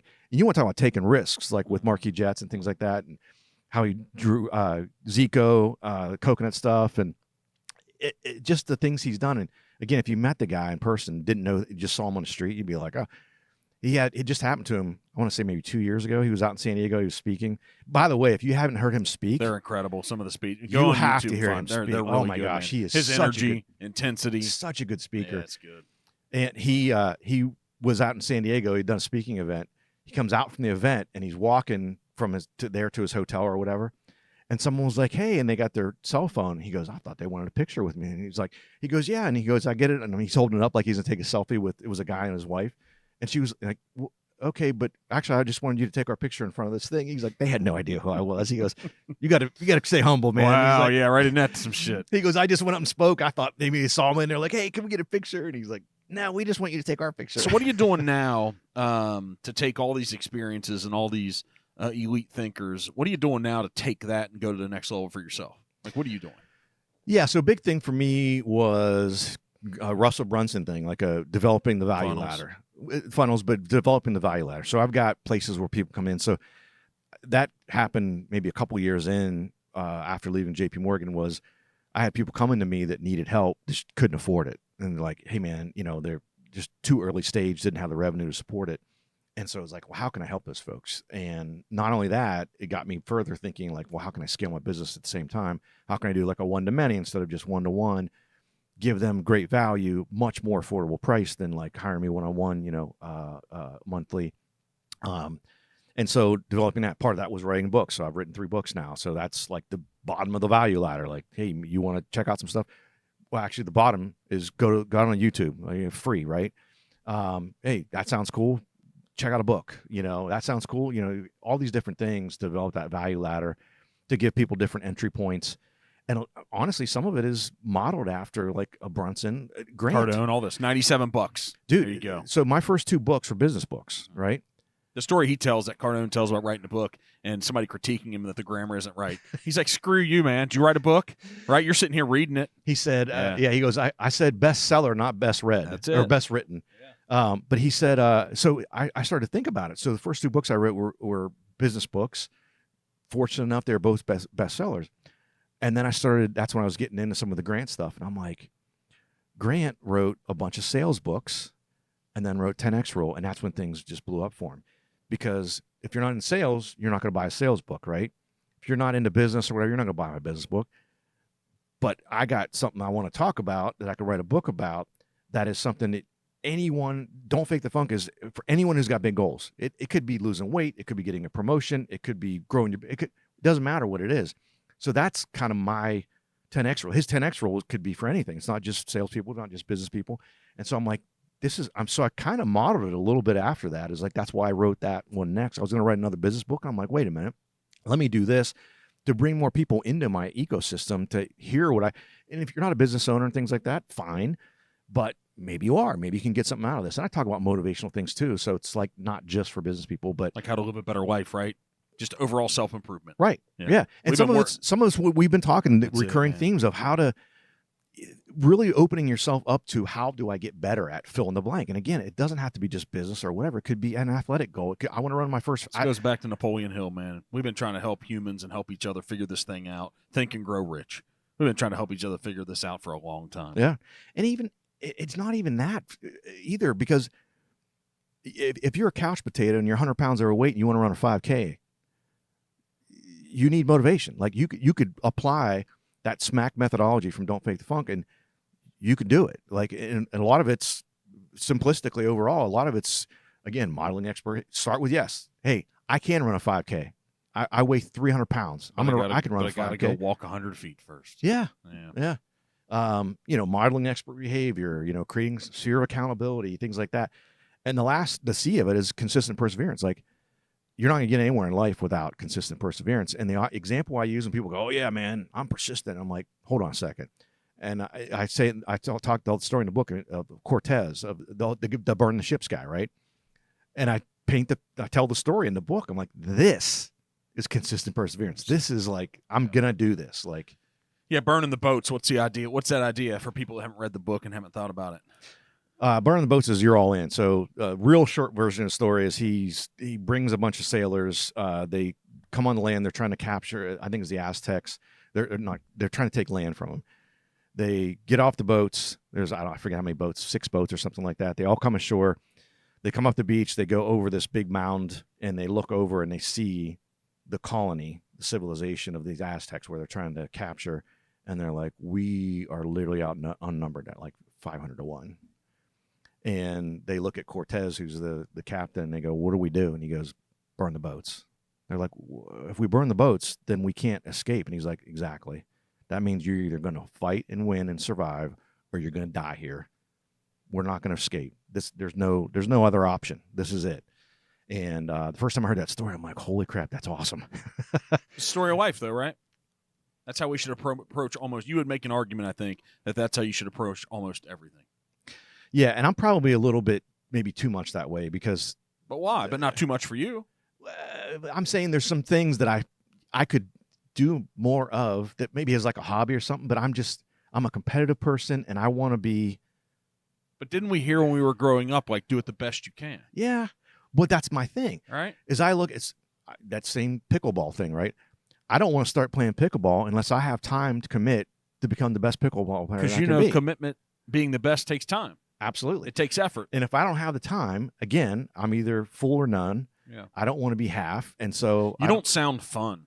Ken doesn't sound fun. That's what I'm saying. I know, like, man, in a lot of ways, maybe it's a little bit too much at times of being that way. Don't let the world tell you got to change, man. No, but it's me. Like I could go, I'm sure I could go have fun playing pickleball, but I don't want to go out there and get embarrassed. Right. I want to go out there and be at least competitive and get better and better and better. And Fuck the world, man. And I like to win, No, dude. fuck I no, like I'm I telling like to you. win. No. Okay. I think most people stop too soon. Yeah. Yeah. So that what you're saying, maybe you're too much. You know you're not. Because you could make argument. You know when you really get down to it, you're not. That's what gives you the life you have, man. Yeah, I'm just talking about like fun stuff, hobbies, and But then you wouldn't be you. maybe I'd be a funner version of me, right? Mark, maybe I could be Paul Pickleball. Okay, come on now, work with me here. I'm pretty sure that you enjoy your hustle and grind every day you're doing it. I do. Honestly, I am so blessed. Yep. I had a great corporate career. I have absolutely not one negative thing to say about JP Morgan. My career there enabled me to be able to do what I do now, number one. They treated me fantastically. I was treated fairly. I had one bad manager while I was there. Lucky you. You're career. fortunate. You're fortunate. But you learned some things from them too. I did. There you go. Great advice. So real quick, people might take something from this. My very first job there, the woman was terrible manager. And I talked to my uncle and I'm like, he's like, how's it going, man? I'm 6 months out of college, right? How's it going? I go, because he's all excited because I'm working at this big company and a great opportunity. And I go, I got my resume, man. I'm going to get a new job. He's like, what do you mean? I go, my manager's terrible. Like, I hate coming to work.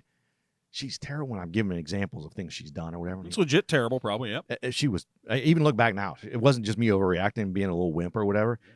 And my uncle goes, "What are you saying?" I said, I'm saying I'm leaving. He goes, "You're going to let a crappy manager take you out of a potential great career at a great company."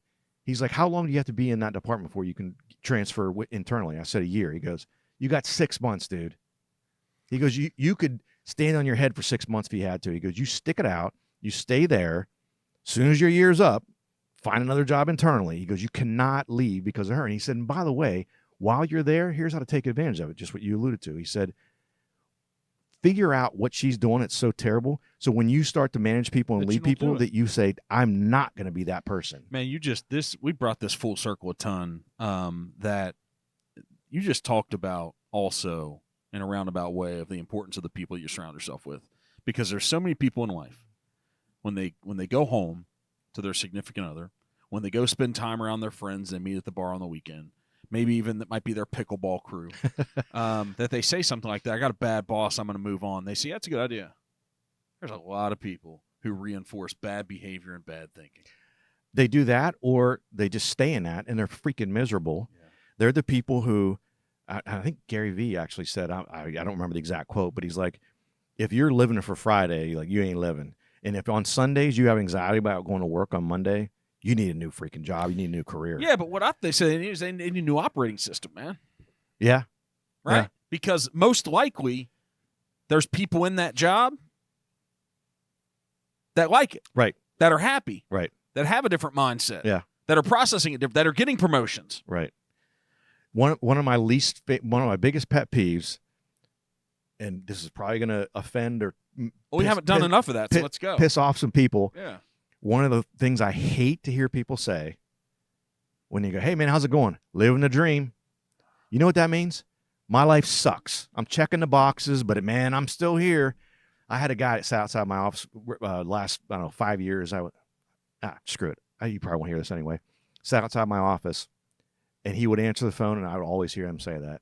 And he was pretty much a miserable dude, right? And it's like, yeah, what I'm going to say is, no, you're not. Yeah. What you need to be doing is saying, I'm hustling and grinding and doing productive things. How about you change and that look, I get mindset? that not everyone's like go-getter and all that stuff, but living the dream, and especially the way people who say that phrase say it, it's not, I am freaking living the dream, man. I have a great life. It's living the dream. When I've let that slip out of my mouth over the years, when I have, it's exactly what you're talking about. No, you're not. No, you're not. Yeah. That's just where you're going to, man. Yeah. Yeah, I'm living the dream, man. Right. It's a fucking nightmare, Here really. I am. Yeah. Still here, turning along. Paycheck came in on Friday. So we got to get you on the road here soon, man. This has been a great conversation today. So Yeah. you have the books. It's Mr. Biz Solutions. Where do we go find you? You know all these cool people you've talked to them. But where do we come to find you? MrBiz.com is the easiest. You can find everything there, all the stuff. You can get links to YouTube and all that good stuff or whatever. We put out a ton of content, free stuff, go check it out. You know, except if it's not your cup of tea, no worries. If it is, awesome. But yeah, I really appreciate you having me. It's fun to come down here. I was used to make a trip down south here and get out of town a little bit. And man, we're a cool city, man. Cincinnati/Northern Kentucky. People don't know what to do with us. They don't really know what our identity is. But it's a cool place with a couple million people. And we don't want to become Austin. Don't tell everybody the secret. That's what I keep telling everybody. But it's an awesome place to live. We have a good mixture of a lot of different cultural things here. Well, and I'm sure he listens to the show, Yes. watches the show. My best friend, my boy from 5th grade, I told him I was heading to the Queen City. Yep. He said, while you're down there, tell Joey B I said what up. So Joey B out there. Yeah, there he is. Yep. So Joey B, Doug Jeffrey says what's up. Doug Jeffrey says what's up. Just had the guy in who does some cooking for him last week. Oh, really? Yeah. One of the local chefs in town. We didn't talk about it. You can't talk about the celebrity things, but I just know from afar, like, he's a chef. So, Yeah. you know, you don't want to sprinkle any stuff in there. But you know what we need to sprinkle in? We need to sprinkle in some winning on this damn shit around Let's here, win. man. Let's Hey, do it. Are you an OSU fan just because you're in Columbus, or no? Yeah, definitely. That was big. That was a big comeback. Well, that's a story of comebacks. That guy was on the huge. brink of losing his job. Last year and this year, especially this Lose year. to Michigan 4 times, and it's like, what's more important, man? Beating one team or winning the national championship? Right. And look, I get the importance of it. Under Woody and Tressel, Cooper, all those. If you lost to Michigan, it was always the last game. So you lost that, your season's over. You can't play. You have no chance to play for national title. That's all out the door now. You can lose to Michigan. You can lose the last game of the season. They still learned get a in the ton, and they tournament. came back and they kicked a lot of top tier teams' ass. Yeah. Holy All double crap. digit wins. It's crazy. Like, just ruined them. Up. What was they were up on Tennessee 30-something to 7 or something. Yeah, and then Oregon, they were up 31-0. Like, they were just blowing the doors off people.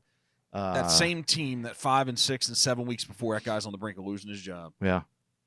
Wow, there's some things we can learn. I think people need to think about that, about their life, about when they take some L's. Yeah. What can you learn? How can you move forward? Because you're going to take L's. Yeah, man. I don't care how smart you are, how athletic, who you know, how much money you have. You're going to take L's.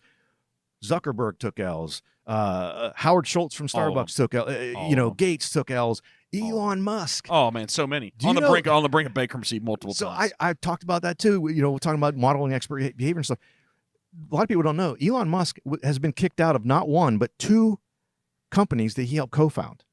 They literally came to him and said, "We're better off without you. Please leave." Sounds like Steve Jobs' Apple, doesn't it? Yeah, and he's talked about it. He said, "Look, I was a terrible leader at the time. I figured out like, oh, geez, this is pretty bad." And you know, he spent all of his PayPal money on this Tesla dream, and he spent it all. Yeah, pretty much broke. Yeah, man, everybody's just worried about the scarcity mindset, like you invoked in the beginning.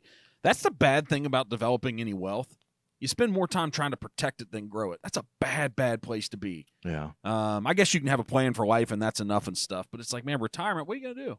Yeah. I have some people around. You were gonna say something about that. No, I was say people ask me all the time, when are you gonna retire? I'm like, dude, what I do now is not a job for me. Yeah. I enjoy it so much that it's like a hobby that you enjoy. So when people say, when are you planning on retiring? Like, I don't really have a plan for that. Like, at some point I'll probably cut back on what I do, but I can't imagine not doing what I do because I enjoy it so much. I have a good friend. I have friends that are just older than me. It's always how I've been the guy. So I have some people that are retired in their 80s from their businesses. Not really mentors because I'm achieving equal to what they did, if not more. They're more peers, but I listen to them on their past experience. Mm-hmm. And but they have this sentiment like, man, this sucks. They were high achievers. They were hustlers and grinders that built things. And they're like, man, I'm sitting around watching news on TV every day, waiting for my next doctor's appointment. I talked to them about this, and it sounds terrible, and they're miserable. So they're in their 80s. Like, at some point, you got to call off the dogs. But retirement, true retirement, checking out, not engaged anymore. I don't hear too many people that really enjoy it. I don't. How's that State Farm commercial go? There you go. That sounds hideous. Yeah, there you go. She sounds hideous. Yeah, that's it. Hey, thanks for coming in again. So it's so what's the website? One more time. MrBiz.com. MrBiz.com. Yeah, check it That's out. pretty simple. Listen to his tweets. Let him piss you off. Argue with him. A lot of them are pro Buckeye, by the way. If you're not a Buckeye fan, you can listen or read them and be happy. Or if you don't like the Buckeyes, you can reply and tell me I'm crazy. And thanks for coming in. And then you can find your Mr. Biz Radio. It's recording and playing out there on multiple internet stations. Yeah, all over the place. All the podcasts. Oh, yeah, everywhere. Yeah. All of them. Thanks, brother. Yeah, appreciate it. All right, man. Have a good 2025. Yeah, you too. Yeah.